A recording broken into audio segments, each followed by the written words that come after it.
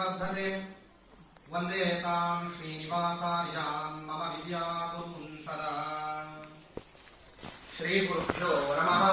हरिः ओम्। नारायणं नमस्कृत्य नरं चैव नरोत्तमम् देवीं सरस्वतीं व्यासं ततो जयमुदीरये। धर्मो विवर्धति युधिष्ठिरकीर्तनेन पापं प्रणश्यति कृपोदरकीर्तनेन शत्रून् विनङ्क्ष्यति धनञ्जयकीर्तनेन मातृसुतौ च स्मरणात् न भवन्ति रोगाः। स्वस्त्यस्तु सदा अखिलसन्मङ्गलानि भवन्तु। श्लोकैकश्रवणपठनमात्रेण वक्तुश्च श्रोतॄणाम् निखिलकलिकृतकल्मषापनोदरपटुतरे धर्माद्यखिलपुरुषार्थसाधनीभूते श्रीमन्महामुनिकृते श्रीमन्महाभारते विराटपर्वणि अद्य कथा प्रारम्भे सति किञ्चित् पूर्वकथा प्रमेयानुवादः। हरिः ओम्।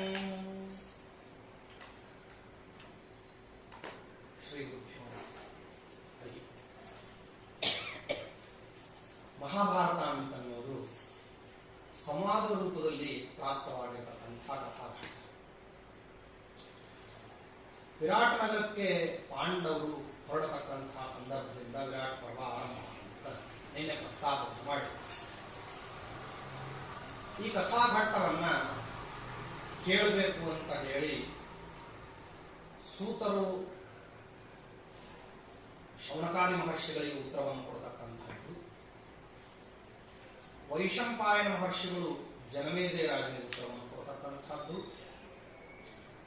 ಈ ಕ್ರಮದಲ್ಲಿ ಸಂವಾದದಲ್ಲಿ ಏನು ಮಾಡಿದ್ದಾರೆ ಅಂದ್ರೆ ಇಡೀ ಸಮಗ್ರ ಭಾರತದ ಕಥಾವನ್ನ ವೇದವ್ಯಾಸ ದೇವರು ಚಿತ್ರಣ ಕೊಟ್ಟಿದ್ದಾರೆ. ಪ್ರತಿಯೊಂದು ಭಾಗದಲ್ಲಿಯೂ ಕೂಡ ಸಂವಾದದಲ್ಲಿ ಕಥಾಘಟ್ಟ ಆರಂಭ ಆಗೋಕ್ಕಿಂತ ಮುಂಚೆ ಪ್ರತಿಯೊಂದು ಕಡೆಗೂ ಪೃಚ್ಛಕನಾದಂಥವನು ಕುತೂಹಲದಿಂದ ವಿಷಯಗಳನ್ನು ತಾನು ಮೊದಲು ಪ್ರಸ್ತಾಪ ಮಾಡುತ್ತಾರೆ. ಪ್ರಸ್ತುತವಾದಂತಹ ವಿಷಯಗಳನ್ನ ವಿಸ್ತಾರವಾಗಿ ವಿವರಣೆಯನ್ನ ಕೊಡೋದ್ರ ಜೊತೆಗೆ ಅದರಲ್ಲಿ ಭಗವನ್ ಮಹಿಮಾ ನಿಗೂಢವಾಗಿ ಉಳಿದಿರತಕ್ಕಂತಹ ಶಾಸ್ತ್ರ ಪ್ರಮೇಯಗಳು ಇದನ್ನ ದೃಷ್ಟಾಂತದ ಮೂಲಕವಾಗಿ ಏನ್ ಮಾಡಿದ್ದಾರೆ ಅಂತಂದ್ರೆ ಸಮರ್ಥನ ಮಾಡ್ತಾ ಬಂದಿದ್ದಾರೆ. ಸದೃಷ್ಟಾಂತೋ ಹಿ ಭಾರತೆ.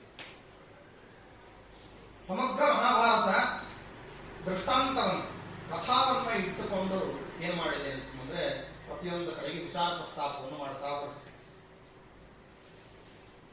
ಆದ್ದರಿಂದ ಆದಿಪರ್ವದ ಕಥಾವನ್ನ ಹೇಳುವಂತಹ ಸಂದರ್ಭದಲ್ಲಿ ಈ ಸಂವಾದಗಳು ಯಾವುದು ವೈಶಂಪಾಯನರಿಗೂ ಜನಮೇಜಯ ರಾಜನಿಗೂ ಸಂವಾದ ಯಾಕೆ ಆರಂಭ ಆಯಿತು ಇದಕ್ಕಾಗಿ, ಸೂತರಿಗೂ ಶಮಕಾರಿ ಮಹರ್ಷಿಗಳಿಗೂ ಯಾಕೆ ಸಂವಾದ ಆರಂಭ ಆಯಿತು ಇದಕ್ಕೆ ಕಾರಣ, ಜನಮೇಜಯ ರಾಜನಿಗೆ ವೈಶಂಪಾಯನರಿಗೆ ಸಂವಾದ ಆರಂಭ ಆಗೋದಕ್ಕೆ ವೇದವ್ಯಾಸ ದೇವರು ಕಾರಣ ಹೇಗೆ ಇದು ಒಂದು ಕಾರಣ. ಜನಮೇಜಯ ರಾಜ ವಾಸ್ತವದಲ್ಲಿ ತಾನು ಮಹಾಭಾರತ ಕಥಾವನ್ನ ಕೇಳಲಿಕ್ಕೆ ಹೊರಟಿದ್ದು ಏನು ಉದ್ದೇಶ ಇದು ಒಂದು ಕಾರಣ. ಮಹಾಭಾರತದ ಕಥಾ ಪ್ರಸ್ತುತಿಯನ್ನ ವಾಸ್ತವದಲ್ಲಿ ಮಾಡಿದ್ದಾರು ಶಾಸ್ತ್ರಗ್ರಂಥಗಳಲ್ಲಿ ಯಾಕೆ ಅದು ಒಂದು ಕಾರಣ. ಹಿಂಗೆ ಕಾರಣಾನ್ವೇಷಣೆಯನ್ನೆಲ್ಲ ಆದಿಪರ್ವದಲ್ಲಿ ಮಾಡಿದ್ದಾರೆ. ಮಧ್ಯಂತರದ ಪರ್ವ ಯಾವುದು ಅಂದ್ರೆ ವಿರಾಟ್ ಪರ್ವ. ವಿರಾಟ ಪರ್ವ ಮತ್ತು ಉದ್ಯೋಗ ಪರ್ವ ಸಾರ ಪರ್ವಾತ್ಮಕವಾದದ್ದರಿಂದ ವಿರಾಟ ಪರ್ವದಲ್ಲಿ ವಿಶೇಷತಃ ಭೀಮಸೇನ್ ದೇವರ ವಾಯು ಜೀವೋತ್ತಮತ್ವವನ್ನ ಪ್ರತಿಪಾದನೆ ಮಾಡಿದ್ದರಿಂದ ಈ ಭಾಗಕ್ಕೆ ಪ್ರಾಶಸ್ತ್ಯ ಇರೋದರಿಂದಾಗಿ ಪೂರ್ವದಲ್ಲಿ ಈ ಕಥಾವನ್ನ ಅಂದ್ರೆ ವಿರಾಟ್ ಪರ್ವದ ಕಥಾವನ್ನ ಶಾಸ್ತ್ರಕಾರರು ಮೊದಲಿಗೆ ಆರಂಭವನ್ನು ಮಾಡಿದ್ದಾರೆ. ಇಲ್ಲಿ ಓತಪ್ರೋತವಾಗಿ ನಾನು ಮೊದಲೇನೆ ಪ್ರತಿಜ್ಞಾ ಮಾಡಿದ ಹಾಗೆ ಇಡೀ ಮಹಾಭಾರತದಲ್ಲಿ ನೋಡಬೇಕಾದದ್ದು ಎರಡೇ ಅಂಶ. ಪಾತ್ರ ಪ್ರಪಂಚದಲ್ಲಿ ನಿಮಗೆ ಸಾವಿರ ಗಟ್ಟಲೆ ವ್ಯಕ್ತಿಗಳು ಇಲ್ಲಿ ಮಧ್ಯದಲ್ಲಿ ಬಂದು ಹೋಗ್ತಾರೆ. ಒಂದೊಂದು ಪರ್ವದ ಕಥಾವನ್ನ ಕೇಳ್ತಿರುವಂತಹ ಸಂದರ್ಭದಲ್ಲಿಯೂ ಆಯಾ ಪಾತ್ರ ಪ್ರಪಂಚದಲ್ಲಿ ಬಂದಿರತಕ್ಕಂತಹ ವ್ಯಕ್ತಿಗಳು ನಿಮಗೆ ಆದರ್ಶದಲ್ಲಿ ತುದಿ ಯಾಕೆ ಮುಟ್ಟುತ್ತಾರೆ ಅಂತ ಪ್ರತಿಯೊಂದು ಕಡೆಗೆ ಗುಣವರ್ಣನವನ್ನ ಮಾಡಬೇಕಾದ್ರೆ ದೃಷ್ಟಾಂತಪೂರ್ವಕವಾಗಿ ವೇದವ್ಯಾಸ ದೇವರು ಮನಮುಟ್ಟುವಂತೆ ವಿವರಣೆ ಮಾಡುತ್ತಾರೆ. ಇಷ್ಟೂ ಗುಣಗಳು ವಾಸ್ತವದಲ್ಲಿ ಜೀವೋತ್ತಮರಾಗಿರತಕ್ಕಂತಹ ವಾಯುದೇವರು ಇದನ್ನೆಲ್ಲವನ್ನೂ ಕೂಡ ಕ್ರೋಢೀಕರಣ ಮಾಡಿ, ಇದನ್ನೆಲ್ಲವನ್ನೂ ಕೂಡ ತಮ್ಮಲ್ಲಿ ಬಂದದ್ದು ಪರಮಾತ್ಮನ ದಯದಿಂದ ಬಂದದ್ದು ಅಂತನ್ನೋದನ್ನು ಹೆಂಗೆ ತೋರಿಸ್ತಾರೆ ಎನ್ನುವುದೇ ಭಾರತದ ನೈಜವಾಗಿರತಕ್ಕಂತಹ ಪ್ರಮೇಯ. ನಿಜವಾದಂತಹ ಮಹಾಭಾರತದ ರಹಸ್ಯ ಇರೋದು ಇಲ್ಲಿಯೇ. ಅದಕ್ಕೇನೆ ಭಾರತ ಕಥಾವನ್ನ ಬೇರೆ ದಾರ್ಶನಿಕ ಪ್ರಪಂಚನ ಮುಟ್ಲಿಕ್ಕೆ ಹೋಗ್ಲಿಲ್ಲ. ಯಾಕೆಂದ್ರೆ ಮಹಾಭಾರತದ ಕಥಾ ಹೇಳೋದು ಅಂದ್ರೆ ಹೇಗಿದೆ ಅಂತಂದ್ರೆ, ಕರಡಿಯನ್ನ ಕೂಗಿಲ್ದೇ ಇರೋ ಜಾಗದಲ್ಲಿ ಮುಟ್ತಾರೆ. ಕಲ್ಪನೆ ಮಾಡ್ಕೊಳ್ರಿ, ಕರಡಿ ಅದಕ್ಕೆ ಕೂಗಿಲ್ದೇ ಇರೋ ಜಾಗ ಅಂತ ಯಾವುದು ಇಲ್ಲವೇ ಇಲ್ಲ. ಅಂಥದ್ದು ಹೇಗೆ ಮುಟ್ಲಿಕ್ಕೆ ಅಪ್ರಾಮಾಣಿಕವೋ ಆ ರೀತಿಯಾದಂತಹ ಅಪ್ರಾಮಾಣಿಕವಾದಂತಹ ವಿಷಯ ಇಲ್ಲಿ ಹುದುಗಿರ್ತಕ್ಕಂತಹ ಪ್ರಮೇಯಗಳನ್ನು ತೆಗೆಯೋದು. ಅದಕ್ಕೆ ದಾರ್ಶನಿಕ ಪ್ರಪಂಚದಲ್ಲಿ 21 ಮತಾಚಾರ್ಯರು ಯಾರು ಕೂಡ ಧೈರ್ಯದಿಂದ ನಾನು ಮಹಾಭಾರತದ ಬಗ್ಗೆ ವ್ಯಾಖ್ಯಾನವನ್ನು ಬರೀತೀನಿ ಅಂತ ಒಬ್ರು ಹೊರಡಲಿ. 22ನೇದವರು ಶ್ರೀಮದಾಚಾರ್ಯರು ಮಾತ್ರ ಏನ್ ಮಾಡಿದ್ರು ಅಂದ್ರೆ, ಸಮಗ್ರ ಮಹಾಭಾರತಕ್ಕೆ ಏನ್ ಅರ್ಥ, ಯಾವ ಉದ್ದೇಶವನ್ನು ಇಟ್ಟುಕೊಂಡು ಮಹಾಭಾರತ ಅಂತ ಅನ್ನೋದು ತಾನು ಮತ್ತೆ ಸಾಧಿಸ್ಲಿಕ್ಕೆ ಹೊರಟಿದೆ ಅಂತ ಅನ್ನೋದನ್ನ ಸ್ಪಷ್ಟವಾದಂತಹ ರೀತಿಯಲ್ಲಿ 18 ಪರ್ವದ ಕಥಾವನ್ನ ಕೇವಲ ತಮ್ಮ 22 ಅಧ್ಯಾಯಗಳಲ್ಲಿ ಸಮಗ್ರ ಪ್ರಮಾಣವನ್ನ ಇಷ್ಟು ಓದಿದ್ರೆ ಮಹಾಭಾರತದ ಎಲ್ಲಾ ಕಥಾಘಟ್ಟ ಸಂಗ್ರಹೀತ ಆಗಬೇಕು. ಪ್ರತಿಯೊಂದು ಕಥಾಘಟ್ಟಗಳನ್ನ ನಿರ್ಣಯದ ಆಧಾರದ ಮೇಲೆ ನೀವು ಆಲ್ಜಿಬ್ರಾ ಫಾರ್ಮುಲಾಗಳನ್ನ ಹೇಳಿದಂತಹ ಸಂದರ್ಭದಲ್ಲಿ ಒಂದೊಂದು ಫಾರ್ಮುಲಾ ಹೇಳಿದ್ರೆ ಲಕ್ಷಗಟ್ಟಲೆ ಲೆಕ್ಕಗಳನ್ನ ಹೆಂಗ್ ಪರಿಹಾರ ಮಾಡಬಹುದು, ಹಂಗೆ ಇಡೀ ಮಹಾಭಾರತದ ಅಲ್ಲಲ್ಲಿ ಬಂದಿರತಕ್ಕಂತಹ ಬಹಳ ಅತ್ಯಂತ ನಿಗೂಢವಾಗಿರತಕ್ಕಂತಹ ಪ್ರಮೇಯಗಳನ್ನ ಕೊಡುವಂತಹ ಒಂದೊಂದು ಅರ್ಧ ಶ್ಲೋಕಗಳು ಅಥವಾ ಕಾಲು ಶ್ಲೋಕಗಳು ಒಂದು ಪದ ಇಷ್ಟಲ್ಲೇ ಏನ್ ಮಾಡ್ತಾರೆ ಅಂದ್ರೆ ಇಡೀ ಕಥಾಘಟ್ಟವನ್ನ ಸೆರೆ ಹಿಡಿತಾರೆ.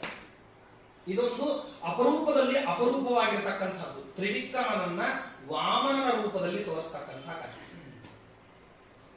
ತ್ರಿವಿಕ್ರಮನನ್ನು ನೋಡೋದು ಅಸಾಧ್ಯವಾದಂಥದ್ದು. ಯಾಕೆಂದ್ರೆ 14 ಲೋಕಗಳನ್ನ ನೋಡ್ಲಿಕ್ಕೆ ನಮ್ಗೆ ಸಾಧ್ಯ ಇದ್ರೆ ತ್ರಿವಿಕ್ರಮನ ರೂಪವನ್ನು ನೋಡ್ಬೋದು. ಆದ್ರೆ ತ್ರಿವಿಕ್ರಮನನ್ನೇ ನೋಡ್ಬೇಕು ಅನ್ನೋ ಬಯಕೆ ಮಾತ್ರ ನಮ್ಗೆ ಹೋಗೋದಿಲ್ಲ. ನಮ್ಗೆ ನೋಡ್ರಿ, ಹಣ್ಣು ಎಷ್ಟಿರ್ತಾವೋ ಅಷ್ಟು ಹಣ್ಣು ತಿನ್ಬೇಕು ಅನ್ನೋ ಚಪಲ ನಮಗೆ. ಯಾವ್ಯಾವ ಹಣ್ಣು ಯಾವ್ಯಾವ್ದು ಹೇಳ್ತೀರಿ ಹೇಳ್ರಿ ಆಚಾರ್ಯ, ಎಲ್ಲಾ ಹಣ್ಣು ತಿನ್ಬೇಕು ಅಂತಿದೆ. ಯಾಕೆಂದ್ರೆ ಈ ಹಣ್ಣಿನಲ್ಲಿ ಇರತಕ್ಕಂತ ರುಚಿ ಇನ್ನೊಂದ್ರಲ್ಲಿ ಇರಲ್ಲ. ಎದ್ದಿಟ್ಟು ಎಲ್ಲಾನು ಸಿಹಿನೇ. ನೇರಳೆ ಹಣ್ಣಿನ ಸಿಹಿನೇ ಬೇರೆ, ಹಲಸಿನ ಹಣ್ಣಿಂದೇ ಬೇರೆ, ಮಾವಿನ ಹಣ್ಣಿಂದೇ ಬೇರೆ, ಮತ್ತೆ ಸೀತಾಫಲದ್ದೇ ಬೇರೆ, ದಾಳಿಂಬೆದೇ ಬೇರೆ. ನಮ್ಗೇನಪ್ಪಾ ಅಂದ್ರೆ ಎಲ್ಲಾ ಹಣ್ಣು ತಿನ್ಬೇಕು ಅಂತ ಬಯಕೆ ಸಾಧ್ಯವೇ? ಆದ್ರೆ ಚಪಲವಂತರಾದಂಥವ್ರು ನಾವೇನ್ ತಿನ್ನೋದು ಬಿಡುದಿಲ್ಲ. ಅಷ್ಟನ್ನು ಸೇರಿಸಿ ರಸಾಯನ ಮಾಡ್ಕೊಂಡಾದ್ರೂ ಬಾಯಿ ಹಾಕೋದಿಲ್ಲ. ಎಲ್ಲಾದ್ರೂ ಸೇರಿರ್ತಕ್ಕಂತಹ ಒಂದು ವಿಲಕ್ಷಣವಾದಂತಹ ಚಿತ್ರರಸ ನಮ್ಮ ಬಾಯಿ ತಲುಪಬೇಕು, ಎಲ್ಲಾನು ತಿಂದಂಗ ಆಗ್ಬೇಕು. ಆದ್ರಿಂದ 14 ಲೋಕ ನೋಡ್ತೀವೋ ಬಿಡ್ತೀವೋ, ನೋಡ್ಲಿಕ್ಕೆ ಆಗಿಲ್ಲ ಬೇಡ. ಆದ್ರೆ 14 ಲೋಕಗಳಲ್ಲಿ ಆವೃತವಾಗಿರ್ತಕ್ಕಂತಹ ಭಗವಂತನ ವ್ಯಾಪ್ತವಾದಂತಹ ರೂಪವನ್ನ ಸಣ್ಣದಾಗಿ ತೋರಿಸ್ರಿ ಸ್ವಾಮಿ.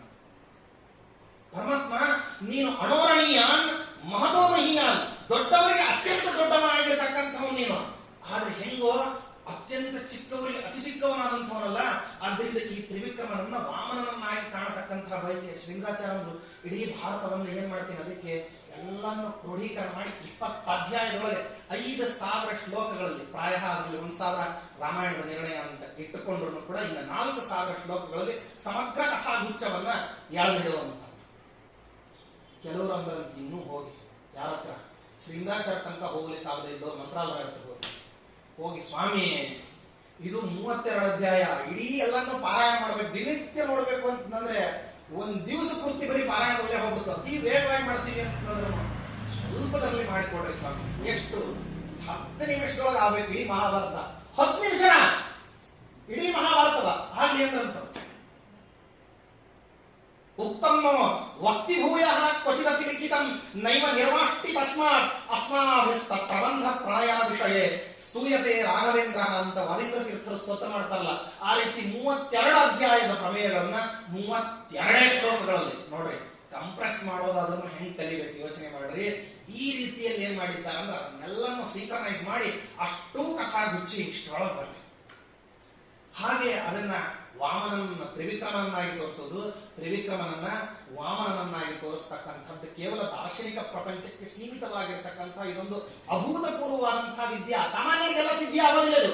ಯಾಕೆಂದ್ರೆ ಆಡಿದ ಮಾತು ಯಾರಿಗೆ ಮಂತ್ರತುಲ್ಯವಾಗಿ ಪರಿಣಾಮ ಆಗ್ತದೆ ನೋಡ್ರಿ, ಅಂಥವ್ರು ಮಾತ್ರ ಮಾಡಬಹುದಾಗಿರ್ತಕ್ಕಂತಹ ಕಾರ್ಯಕ್ರಮ ಇದು. ಏನ್ ಅಂತಾರೋ ಆ ಮಾತೆಲ್ಲ ಮಂತ್ರ ಆಗ್ತದೆ. ಕಮಲ ಈ ಮೃತ್ತಿಕಾತವ ಹೋಗು, ಏನ್ ಕೊಡ್ಲಿ? ಶೌಚಕ್ಕೆ ಹೋಗ್ಬೇಕಾದ್ರೆ ನಾವು ದಿವಾನ್ ಬಂದು ಕೇಳಿದ್ರೆ, ಸ್ವಾಮಿ ಅನುಗ್ರಹ ಮಾಡಿ, ಶೌಚಕ್ಕೆ ಹೋಗ್ತಿದ್ರು ಸ್ವಾಮಿ, ಏನ್ ಹೇಳ್ತಿರ್ತೀರೋ ಅದನ್ನೇ ಕೊಟ್ಬಿಡ್ರಿ. ಏನ್ ಕೊಟ್ಟದ್ದು? ಮೃತ್ತಿಕಾ ಕೈ ಕಾಲಿಗೆ ಹಚ್ಕೊಂಡು ತೊಳ್ಕೊಳ್ಳೋದು ಮಣ್ಣು, ಇದನ್ನೇ ತಗೊಂಡ್ರಂತೆ. ತಗೊಂಡು ಹೋದ ಬ್ರಹ್ಮ ಪಿಶಾಚಿಯ ಬಾಧೆಯನ್ನು ಪರಿಹಾರ ಮಾಡಿದ. ಯಾಕೆ ಅಂದ್ರೆ ಭಗವಂತನ ವಿಭೂತಿ ರೂಪವನ್ನು ಹೊತ್ತಿರತಕ್ಕಂತಹ ವ್ಯಕ್ತಿಗಳು ಕೊಡುವಂತಹ ಪ್ರತಿಯೊಂದು ಪದಾರ್ಥ ಅದು ಅನುಗ್ರಹದ ಸಂಕೇತ. ಆ ರೀತಿಯಲ್ಲಿ ಅನುಗ್ರಹದ ಬಲದಿಂದಾಗಿ ಏನ್ ಮಾಡಿದ್ದಾರೆ ಅಂದ್ರೆ ಎಲ್ಲರೂ ಹಿಂದಕ್ಕೆಲ್ಲಾ ಶಾಸ್ತ್ರಶ್ರವಣವನ್ನು ಮಾಡಿರ್ತಕ್ಕಂಥವ್ರು ಮತ್ತೆ ಅದೇ ಕ್ರಮದಲ್ಲಿ ಮಾಡಿದ್ದಾರೆ. ಅದಕ್ಕಾಗಿ ನಾವಾದ್ರೂ ಮಾಡಬೇಕಾದ್ರೆ ಈ ಮನನೀಯರಾಗಿರ್ತಕ್ಕಂಥವ್ರು, ಪ್ರಾತಸ್ಮರಣೀಯರಾಗಿರ್ತಕ್ಕಂತಹ ವ್ಯಕ್ತಿಗಳನ್ನು ಈ ರೀತಿಯಲ್ಲಿ ಅನುಸಂಧಾನ ಮಾಡಿದಾಗ ಅವರ ದಿವ್ಯಾನುಗ್ರಹದಿಂದ ನಾವು ಕೇಳಬಹುದು. ಆದ್ರಿಂದಾಗಿ ಇವರನ್ನೆಲ್ಲ ನೆನೆಸ್ಕೊಳ್ಳೋದು. ಇಂಥ ಒಂದು ಪರಿಪಾಠ ಮಹಾಭಾರತದಲ್ಲಿದೆ. ಆ ಒಂದು ಸಂವಾದದ ರೂಪದಲ್ಲಿ ಬಂದಿರತಕ್ಕಂತಹ ಸಂದರ್ಭದಲ್ಲಿ ಅವರ ಹೆಸರುಗಳನ್ನ ಪ್ರಸ್ತಾಪ ಮಾಡುತ್ತಾರೆ. ಜನ್ಮೇಜಯ ರಾಜ ವಿರಾಟ್ ಪರ್ವದ ಆರಂಭದಲ್ಲಿ ವೈಶಂಪಾಯನರನ್ನು ಕುರಿತು ಪ್ರಶ್ನೆ ಮಾಡುತ್ತಾನೆ. ಕಥಂ ವಿರಾಟ ನಗರೇ ಮಮ ಪೂರ್ವ ಪಿತಾಮಹ ಅಜ್ಞಾತವಾಸಂ ಕುಷಿತಾ ದುರ್ಯೋಧನ ಭಯಾರ್ಧಿತಾ. ದುರ್ಯೋಧನನ ಭಯದಿಂದ ದಿಕ್ಕೆಟ್ಟು ಹೋಗಿರತಕ್ಕಂತಹ ನನ್ನ ಪೂರ್ವ ಪಿತಾಮಹರು ಹೆಂಗ ವಿರಾಟ ನಗರದಲ್ಲಿ ವಾಸವನ್ನ ಮಾಡಿದರು. ಇಂಥ ಸಾಧಾರಣವಾಗಿರ್ತಕ್ಕಂತಹ ಪ್ರಶ್ನೆಯ ಅಭಿಪ್ರಾಯ. ವಾಸ್ತವದಲ್ಲಿ ಈ ಅಭಿಪ್ರಾಯ ಅಲ್ಲ. ದುರ್ಯೋಧನನ ಭಯದಿಂದ ಅಜ್ಞಾತವಾಸದಲ್ಲಿ ಏನ್ ಮಾಡುತ್ತಿರಲಿಲ್ಲ ಅಂದ್ರೆ ಪಾಂಡವರು ವಾಸ ಮಾಡ್ತಾ ಇರಲಿಲ್ಲ. ಪಾಂಡವರಿಗೆ ದುರ್ಯೋಧನನ ಭಯ ಲೇಷ ಭಾಗದಷ್ಟು ಇರಲಿಲ್ಲ. ಯಾವುದೇ ಭಯ ಇಲ್ಲದೆ ಇದ್ದರೂ ಕೂಡ ದುರ್ಯೋಧನನ ಭಯ ಇದೆ ಅಂತ ಜಗತ್ತಿಗೆ ಹೇಗೆ ತೋರಿಸ್ಬೋದು ಆ ರೀತಿ ತೋರಿಸುವ ಹಂಗೆ ವಾಸ ಮಾಡ್ತಿತ್ತು. ನೋಡಿ, ಮನುಷ್ಯ ನಿಜವಾಗಿ ಭಯ ಪಡೋದಕ್ಕೂ ಭಯಪಟ್ಟಂತೆ ನಟನೆ ಮಾಡೋದಕ್ಕೂ ತುಂಬಾ ವ್ಯತ್ಯಾಸ. ಬಲು ಸಮರ್ಥನಾಗಿದ್ದು ಅಸಮರ್ಥನಂತೆ ತೋರಿಸ್ಕೊಳ್ಳೋದು ಬಹಳ ದೊಡ್ಡದಾಗಿರ್ತಕ್ಕಂತಹ ಕೌಶಲ್ಯ. ಬಹಳ ಸಮರ್ಥನಾಗಿದ್ದನ್ನು ಕೂಡ ಮಕ್ಕಳು ಬಂದು ನಿಮ್ಮ ಹತ್ರ ನಿರ್ಮಲ ಹೃದಯದಿಂದ ಆಟ ಆಡಬೇಕು ಅಂತಂದ್ರೆ ಮಕ್ಕಳನ್ನು ನೀವು ಓಲೈಸಬೇಕಾದಂತಹ ಸಂದರ್ಭದಲ್ಲಿ ಅವ್ರು ಮಾಡಿರ್ತಕ್ಕಂತಹ ಒಂದೇ ಒಂದು ಸಣ್ಣ ಕೆಲಸವನ್ನು ನೀವೇನ್ ಮಾಡ್ಬೇಕಾಗ್ತದೆ ಅಂದ್ರೆ ಎತ್ತಿ ಹಿಡಿಬೇಕಾಗ್ತದೆ. ಆವಾಗ ಮಕ್ಕಳು ಆಪ್ಯಾಯತೆಯಿಂದ ನಿಮ್ಮ ಹತ್ರ ಬರ್ತಾರೆ. ಒಂದ್ ಏಟ್ ಹೊಡೆದ್ರು ಕೂಡ ಏನಪ್ಪ ಬಹಳ ಭಯ ಆಗೋನ್ ಹೊಡೆದ್ಬಿಟ್ಟಿ ಅಂತ ಹೇಳಿದಾಗ ಆ ಮಕ್ಕಳಿಗೆ ಸಂತೋಷ ಆಗ್ತದೆ. ಕುತೂಹಲದಿಂದ ನಿಮ್ ತೊಡೆ ಇರ್ತಾವ. ಅಲ್ಲಿವರೆಗೆ ಬಹಳ ದೂರದಲ್ಲೇ ಇರುವಂತಹ ಮಕ್ಕಳ ಗಾಂಭೀರ್ಯವನ್ನ ಕದಡಿ ಬಿಟ್ಟು, ಆ ಗಂಭೀರವಾದ ಮುಖಮುದ್ರೆಯನ್ನ ಕದಡಿ ಅವರನ್ನು ಓಲೈಸಿಕೊಳ್ಳಿಕ್ಕೆ ಏನ್ ಮಾಡ್ತಾರೆ ದೊಡ್ಡವರು ಏನ್ ಮಾಡ್ತಾರೆ ಅಂತಂದ್ರೆ ಮಕ್ಕಳಕ್ಕಿಂತ ಇನ್ನೂ ಮಕ್ಕಳಾದಂತಹ ಸಂದರ್ಭದಲ್ಲಿ ಮಾತ್ರ ಮಾಡ್ಲಿಕ್ಕೆ ಸಾಧ್ಯ. ಇದೊಂದು ನಟನೆ. ಎಲ್ಲರಿಗೂ ಮಕ್ಕಳನ್ನ ಒಲಿಸ್ಕೊಳ್ಳುವಂತಹ ಕಲಾವಂತಿಕೆ ಇರೋದಿಲ್ಲ. ಶ್ರೀಮಂತ ಗಾಂಭೀರ್ಯದಿಂದ ಹೋಗಿ ಏನೋ ಚೆನ್ನಾಗಿದೆಯೇನೋ ಅಂತಂದ್ರೆ ಸಣ್ಣ ಮಗು ಚೆನ್ನಾಗಿದೆಯಾ ಚೆನ್ನಾಗಿಲ್ವ ಏನೋ ಹೇಳೋದು. ಹಾಗೆ ಹೇಳಬೇಕು ಅಂತಂದ್ರೆ ಮಗುವನ್ನ ಮಾತಾಡಿಸಿದಂತಹ ಸಂದರ್ಭದಲ್ಲಿ ಹೃತ್ಪೂರ್ವಕವಾಗಿ ಭಾವ ಪರಿಸ್ಪಂದನವನ್ನು ನಿಮ್ಮೊಂದಿಗೆ ಮಗು ಮಾಡಬೇಕು ಅಂತಂದಾದ್ರೆ ಮಗುವಿನಕ್ಕಿಂತ ಕೆಳಮಟ್ಟದಲ್ಲಿ ಹೇಳೋದು ನೀವು ಮಗುವನ್ನು ಮಾತಾಡಿಸ್ಬೇಕು. ಆವಾಗ ಅದು ಮಾತಾಡುತ್ತದೆ. ಅದು ತನ್ನ ಭಾವನೆಯ ಹಂಚುವಿಕೆಯನ್ನ ನಿಮ್ಮೊಂದಿಗೆ ಮಾಡಿಕೊಳ್ತದೆ. ದುರ್ಯೋಧನ ಭಯವನ್ನ ತಮಗೆ ಇಲ್ಲದೆ ಇದ್ದರೂ ಕೂಡ ಇದೆ ಅಂತ ಹೇಳಿ ಪಾಂಡವರು ತೋರಿಸ್ಕೊಂಡ್ರು. ಯಾಕೆ ಅಂದ್ರೆ ಭಯ ಪಟ್ಟವರಂತೆ ಇರೋದು ಹೇಗೆ ಅಂತ ಅನ್ನೋದು ಒಂದು ಜಾಣ್ಮೆ. ನಿಜವಾಗಿಯೂ ಭಯ ಆಗದೇ ಇದ್ದರೂ ಕೂಡ ಭಯ ಪಟ್ಟಂತೆ ಇರೋದೇನಿದೆಯಲ್ಲ ಅದು ದೊಡ್ಡ ಜಾಣತರ. ಆಗದೇ ಇದ್ದರೂ ಕೂಡ ಆಗಿದೆ ಅಂತ ಹೇಳಿ ತೋರಿಸ್ಕೊಳ್ತಕ್ಕಂಥ ಒಂದು ಜಾಣ್ಮೆ.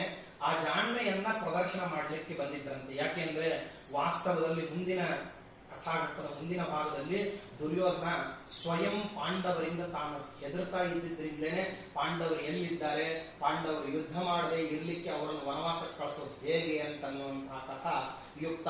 ನಿಜವಾಗಿಯೂ ಪಾಂಡವರು ಭಯ ಪಟ್ಟು ಬಿಟ್ಟಿದ್ರೆ ದುರ್ಯೋಧನ ಬೇಹುಗಾರಿಕೆ ಯಾಕೆ ಮಾಡ್ಬೇಕಾಗಿತ್ತು? ಪಾಂಡವರು ಎಲ್ಲಿದ್ದಾರೆ ಅಂತ ಹುಡುಕಿಸ್ಬೇಕಾಗಿತ್ತು. ಯಾಕೆ ಪುನಃ ವನವಾಸಕ್ಕೆ ಅವರನ್ನು ಕಳಿಸ್ಬೇಕು ಅಂತ ಅನ್ನೋ ವಿಚಾರ ಯಾಕೆ ಈ ವಿಚಾರ?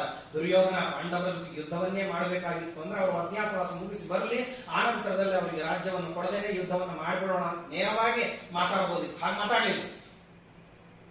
ದುರ್ಯೋಧನನ ಭಯ ಪಾಂಡವರಿಗಲ್ಲ, ಪಾಂಡವರ ಭಯ ದುರ್ಯೋಧನಿಗೆ ನಿಜವಾಗಿಯೂ ಇತ್ತು ಅಂತ ಕಥಾಘಟ್ಟದಲ್ಲೆಲ್ಲ ಕಡೆ ವ್ಯಕ್ತ ಆಗ್ತದೆ. ಮತ್ತೆ ಹಾಗಾದ್ರೆ ದುರ್ಯೋಧನಿಗೆ ಭಯಪಟ್ಟ ಹಾಗೆ ಪಾಂಡವರು ಯಾಕೆ? ಕಲಿಯುಗದ ಅನೇಕ ವಿಧವಾಗಿರ್ತಕ್ಕಂತಹ ಗುಣವರ್ಣನವನ್ನು ಮಾಡುವಂತಹ ಸಂದರ್ಭದಲ್ಲಿ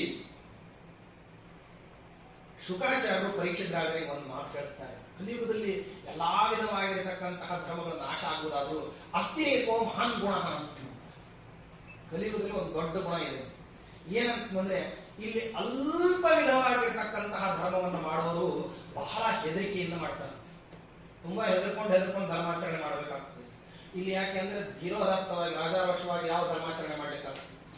ಯಾವ್ದಾದ್ರೂ ಧರ್ಮಾಚರಣೆ ರಾಜಾರೋಷವಾಗಿ ಮಾಡ್ಲಿಕ್ಕೆ ಬಂದ್ವಿ ಅಂತಂದ್ರೆ ಅವಾಗ ಎಲ್ಲ ಇದ್ದವರು, ಹೊರಗಿನವರು, ಅಧಿಕಾರಸ್ಥರು, ಅಧಿಕಾರ ಕೈಯಲ್ಲಿ ಹಿಡ್ಕೊಂಡವರು, ಹಿಡ್ಕೊಳ್ಳದೆ ಇದ್ದವರು ಯಾವನು ಇರಲಿಲ್ಲ ಅಂದ್ರೆ ಕೆಲಸಕ್ಕೆ ಬರೆಯೋರು ಕೂಡ ನಮ್ಮ ಮೇಲೆ ಏನ್ ಮಾಡ್ತಾರೆ ಅಂತಂದ್ರೆ ಹತ್ತಿ ಕುಣಿತಾರೆ. ಯಾಕೆ ಅಂತಂದ್ರೆ ಇದೊಂಥರ ಧರ್ಮವನ್ನು ತುಳಿಯತಕ್ಕಂಥ. ಇಂಥ ತುಳಿಯುವಂತಹ ಕಾಲಾವಧಿಯ ಸಂದರ್ಭದಲ್ಲಿ ಏನೇ ಧರ್ಮಾಚರಣೆ ಏನ್ ಮಾಡ್ತಾರಲ್ಲ, ಆ ಸಣ್ಣ ಧರ್ಮಾಚರಣೆ ತುಂಬಾ ಬೆಲೆ ಕಟ್ತಾರಂತೆ. ಕೃತಾದಿ ಯುಗಗಳಲ್ಲಿ ಸಾವಿರಾರು ವರ್ಷಗಳಲ್ಲಿ ಮಾಡತಕ್ಕಂತಹ ಸಾಧನೆಯ ಫಲವನ್ನ ಕಲಿಯುಗದಲ್ಲಿ ಅಲ್ಪ ವಿಧವಾಗಿರತಕ್ಕಂತಹ ಸಾಧನೆಗೆ ಪರಮಾತ್ಮ ಬೆಲೆ ಕಟ್ಟಿ ಕೊಡ್ತಾನಂತೆ. ಕಾರಣ ಏನು? ಇದೇ ಕಾರಣ ಇಲ್ಲಿ ಸಾಧನ ಪದಾರ್ಥಗಳು ದೊರಕೋದಿಲ್ಲ. ಸಾಧನ ಪದಾರ್ಥಗಳೇ ದೊರಕದೇ ಇರುವಂತಹ ಸಂದರ್ಭದಲ್ಲಿ ಸಾಧನೆ ಮಾಡಿ ಮೋಕ್ಷಕ್ಕೆ ಹೋಗ್ಬೇಕು ಅನ್ನುವಂತಹ ಉದ್ದೇಶದಿಂದ ಬಂದವರು ನಾವ್ ಇಲ್ಲಿ ಇರ್ಲಿಕ್ಕೆ ಬಂದವರಲ್ಲ. ಇಲ್ಲಿ ಇರ್ಲಿಕ್ಕೆ ಬಂದಿದ್ರೆ ನಮ್ದೆಲ್ಲ ಬೇಕಾದ ಫಾರ್ಮ್ ಎಲ್ಲ ಅಡ್ರೆಸ್ ಎಲ್ಲ ಸರಿಯಾಗಿ ಹಾಕೋದಿಲ್ಲ. ನಾವು ಏನು ಹಾಕೋದಿಲ್ಲ. ನಾವೇನು ಹಾಕಲಾರ್ದನೆ ಇಲ್ಲಿ ವಾಸ ಮಾಡಬೇಕು ಅಂತ ನಾವು ಬಂದಿರ್ತೀವಿ ಅಂತಂದ್ರೆ ನಮ್ಮ ಮಹತ್ವೋದ್ದೇಶ ಏನು ಅಂತಂದ್ರೆ ಅಲ್ಲಿದೆ ನಮ್ಮ ಮನೆ, ಇಲ್ಲಿಗೆ ಬಂದೆ ಸುಮ್ಮನೆ ಅಂತನ್ನುವಂತಹ ಭಾವವನ್ನ ನಮ್ಮ ನಿತ್ಯ ಜೀವನದಲ್ಲಿ ಅಳವಡಿಸ್ಕೊಳ್ಳಿಕ್ಕೆ ಬಂದಿರತಕ್ಕಂತಹ ಸಾಧಕರುಗಳು. ಆದ್ದರಿಂದಾಗಿ ಸಣ್ಣ ಸಣ್ಣ ಸಾಧನೆಗೆ ಬೆಲೆ ಕೊಡ್ತಾರಂತೆ. ಯಾಕೆ ಅಂದ್ರೆ ಇಲ್ಲಿ ಭಯದಿಂದ ಸಾಧನೆ ಮಾಡ್ತಾರೆ. ಆದ್ದರಿಂದಾಗಿ ದುರ್ಯೋಧನನ ಭಯ ಅಂತನ್ನೋದು ಇದ್ರೆ ಪಾಂಡವರು ಯಾವ ರೀತಿ ಇರಬೇಕೋ, ನಿಜವಾಗಿಯೂ ದುರ್ಯೋಧನನ ಭಯ ಇಲ್ಲದೆ ಇದ್ದನ್ನು ಭಯದಿಂದ ಸಾಧನೆ ಮಾಡಿದ್ರೆ ಎಷ್ಟು ಸಹಜವಾಗಿ ಮಾಡ್ತಾನೆ. ಸ್ಮೃತಿಯಲ್ಲಿ ಹೇಳ್ತಾರೆ, ಗೃಹೀತ ಇವ ಕೇಶೇಶು ಮೃತ್ಯುನ ಧರ್ಮ ಆಚರಣೆ ಅಂತ. ಧರ್ಮಾಚರಣೆ ಮಾಡ್ಬೇಕಂತೆ. ಹೆಂಗೆ ಅಂತಂದ್ರೆ ಕೂದಲು ಹಿಡಿದು ಯಾವ ಎಳದ ತಕ್ಷಣ ನೋಡ್ರಿ ನಿಮ್ಗೆ ಬೇಕು ಬೇಡ ಅಂತ ಅನ್ನೋದು ವಿಚಾರಣೆ ಇಲ್ಲ. ನಿಮ್ಮ ಬಾಯಿನ ಅಮ್ಮ ಅಂತನ್ನುವಂತ ಶಬ್ದ ಬರ್ತದೆ. ಯಾರು ಹೇಳ್ಕೊಟ್ಟಿದ್ರೆ ಕೂದಲು ಎಳದ ತಕ್ಷಣ ಅಮ್ಮ ಅಂತನ್ನುವಂತಹ ಶಬ್ದ ಹೇಳ್ರಿ, ಅವ್ರು ಬಿಟ್ಬಿಡ್ತಾರೆ. ಅವ್ರು ಬಿಡ್ತಾರೋ ಬಿಡೋದಿಲ್ಲ. ಆದ್ರೆ ನಿಮ್ ಬಾಯಿನ ಅಂತೂ ಅಮ್ಮ ಅಂತನ್ನುವಂತ ಶಬ್ದ ಬರ್ತದೆ. ಯಾಕೆ ಅಂದ್ರೆ ದೃಢತರವಾದಂತಹ ನಮ್ಮ ಮನಸ್ಸಿನಲ್ಲಿ ಒಂದು ಸಂಸ್ಕಾರ ಇದೇನಂದ್ರೆ ನಮಗೆ ಸಣ್ಣಂದಿನಿಂದ ಚಿಕ್ಕಂದಿನಿಂದ ನಮಗೊಂದಿದೆ ಏನಂದ್ರೆ ನಮಗೇನಾರ ಆಪತ್ತು ಬಂದ್ರೆ ನಮ್ಮ ಆಪತ್ತನ್ನು ನಮ್ಮ ಅಮ್ಮ ಪರಿಹಾರ ಮಾಡುತ್ತಾಳೆ ಅಂತ ಅನ್ನೋದು ಇದ್ದದ್ರಿಂದಾಗಿ ಆ ಸಣ್ಣ ವಯಸ್ಸಿನಲ್ಲಿ ಬಂದಿರುವಂತಹ ಸಂಸ್ಕಾರ ದೊಡ್ಡವರಾದ್ಮೇಲೂ ನಾವು ಅದನ್ನೇ ಮುಂದುವರಿಸಿದ್ವಿ. ನಮ್ಗದ್ ಮಾಡೋದಿಲ್ಲ ಅಂತ ಗೊತ್ತಿದ್ರು ಹೇಳೋದ್ ಮಾತ್ರ ನಾವು ಬಿಟ್ಟೇ ಇಲ್ಲ. ಹೇಳಿದ್ರು ವಯಸ್ಸಾದ್ಮೇಲೆ ಇವತ್ತು ಅಮ್ಮ ಅಂತಾನೆ ಅಂತೀವಿ. ಯಾಕೆ ಹೋಗ್ಬಿಟ್ಟಿದಾರ ಅವ್ರವ್ರ ಅಮ್ಮಂದ್ರ ಹಳದಿರೋ ಅಮ್ಮಂದ್ರ ಹಳೆ ಬಾಂಧವ ಸೇರಿಸಿ 25 ವರ್ಷ 30 ವರ್ಷ ಹಳೆ ಏನಾಗ್ಬಿಟ್ಟಿದೆ ಅಂತಂದ್ರೆ ಸಾಮರ್ಥ್ಯಗಳು ನಡೆದೋಗ್ಬಿಟ್ಟಿದೆ. ಆದ್ರೂ ಕೂಡ ಅಮ್ಮ ಅಂತ ಅನ್ನೋದು ಮಾತ್ರ ಬಿಡೋದಿಲ್ಲ. ಮನಸ್ಸಿನಲ್ಲಿ ಸಂಸ್ಕಾರ ಆ ರೀತಿಯಲ್ಲಿ ಉಳಿದಿರುತ್ತೆ. ಅದಕ್ಕೋಸ್ಕರವಾಗಿ ಶಾಸ್ತ್ರಕಾರರು ಅಂತಾರೆ, ಎಷ್ಟು ಮನುಷ್ಯ ಸಹಜವಾಗಿ ಧರ್ಮವನ್ನ ಮಾಡಬೇಕು ಅಂದ್ರೆ ಭಯ ಆದ ತಕ್ಷಣದಲ್ಲಿ, ಕೇಶವನ್ನ ಎಳೆದಾಕ್ಷಣಕ್ಕೆ ಭಯ ಆದ್ರೆ ಮನುಷ್ಯ ಹೇಗೆ ಸಹಜವಾಗಿ ಉಚ್ಚಾರಣೆಯನ್ನ ಬಾಯಿಂದ ಹೊರಡಿಸ್ತಾನೋ ಆ ರೀತಿಯಲ್ಲಿ ಆಗ್ಬೇಕಂತೆ ಸಾಧನೆ ಅನ್ನೋದು. ಅಷ್ಟು ಸಹಜವಾಗಿ ಭಯದಿಂದ ದಡಬಡಾಯಿಸಿಕೊಂಡು ಎದ್ದೇಳೋದು ಅಂತ. ಅಯ್ಯೋ ಜ್ಯೇಷ್ಠ ಮಾಸದ ಪೌರ್ಣಿಮಾ ಕಳೆದ್ಬಿಡ್ತು, ಆಷಾಢ ಸ್ನಾನ 6 ಗಂಟೆ ಆಗ್ಬಿಡಿದೆ, ಸೂರ್ಯೋದಯ ಆಗತ್ತೆ, ಸ್ನಾನ ಮಾಡಬೇಕಾಗಿತ್ತಲ್ಲ. ಈ ಭಯ ಆಗ್ಬೇಕಂತ ಬೆಳಗ್ಗೆ ಹೇಳ್ತಿರ್ಬೇಕಾದ್ರೆ ಏನಾದ್ರೂ ತಡ ಆಯ್ತು ಅಂದ್ರೆ ತಕ್ಷಣದಲ್ಲಿ ಅವಸರದಿಂದ ಎದ್ದು ಬಿಟ್ಟು ಮೊದಲು ಸ್ನಾನ ಮಾಡಿದ್ರೆ ಒಂದು ದೀಪ ಹಚ್ಚಿ ಆನಂತರದಲ್ಲಿ ಮುಂದಿನ ಕಾರ್ಯಕ್ರಮ ಅಂತ ಅನ್ನೋದು ಯಾವಾಗ ಇದು ಸಾಧ್ಯ ಅಂತಂದ್ರೆ ನಮ್ಗೆ ನಿರಂತರವಾಗಿ ಸ್ನಾನ ಮಾಡತಕ್ಕಂತಹ ಬುದ್ಧಿ, ನಿತ್ಯದಲ್ಲಿ ನಾವು ಮಾಡತಕ್ಕಂತಹ ಸ್ನಾನ ಅನ್ನೋದು ಪರಮಾತ್ಮನಿಗೆ ಹೃನ್ಮಂದಿರದಲ್ಲಿ ಅಂತರ್ವರ್ತಿಯಾಗಿರ್ತಕ್ಕಂತಹ ಪರಮಾತ್ಮನಿಗೆ ಅದೊಂದು ದೊಡ್ಡದಾದಂತಹ ಅಭಿಷೇಕ. ಭಗವಂತನಿಗೆ ನಾವು ಮಾಡತಕ್ಕಂತಹ ಅಭಿಷೇಕರಿಯದು. ಆ ಅಭಿಷೇಕದ ಸಮಯ ಸೂರ್ಯೋದಯಕ್ಕಿಂತ ಮುಂಚೆ ಅಂತ ಹೇಳಿದ್ದಾರೆ ಶಾಸ್ತ್ರದಲ್ಲಿ. ಆ ಸಮಯಕ್ಕೆ ನಾವು ತಪ್ಪಿಸ್ಕೊಂಡ್ಬಿಟ್ವಿ ಅಂದ್ರೆ ಆ ಪುಣ್ಯದಿಂದ ನಾವು ವಂಚಿತ ಆಗ್ತೀವಿ ಅಂತನ್ನುವಂತಹ ಮನಸ್ಸಿನಲ್ಲಿ ಅನುಸಂಧಾನ ಅನ್ನೋದು ಇದ್ರೆ ಅವಾಗ ಸ್ನಾನಕ್ಕೊಂದು ಬೆಲೆ. ಎತ್ತು ನೀರು ಹುಯ್ಕೊಂಡ್ವಿ ಎದ್ದು ಬಂದ್ವಿ ಅಂತ ಅನ್ನೋ ಹಂಗಿದ್ರೆ ಸ್ನಾನಕ್ಕೆ ಬೆಲೆನೇ ಇಲ್ಲ. ಸ್ನಾನಕ್ಕೆ ಯಾವಾಗ ಬೆಲೆ?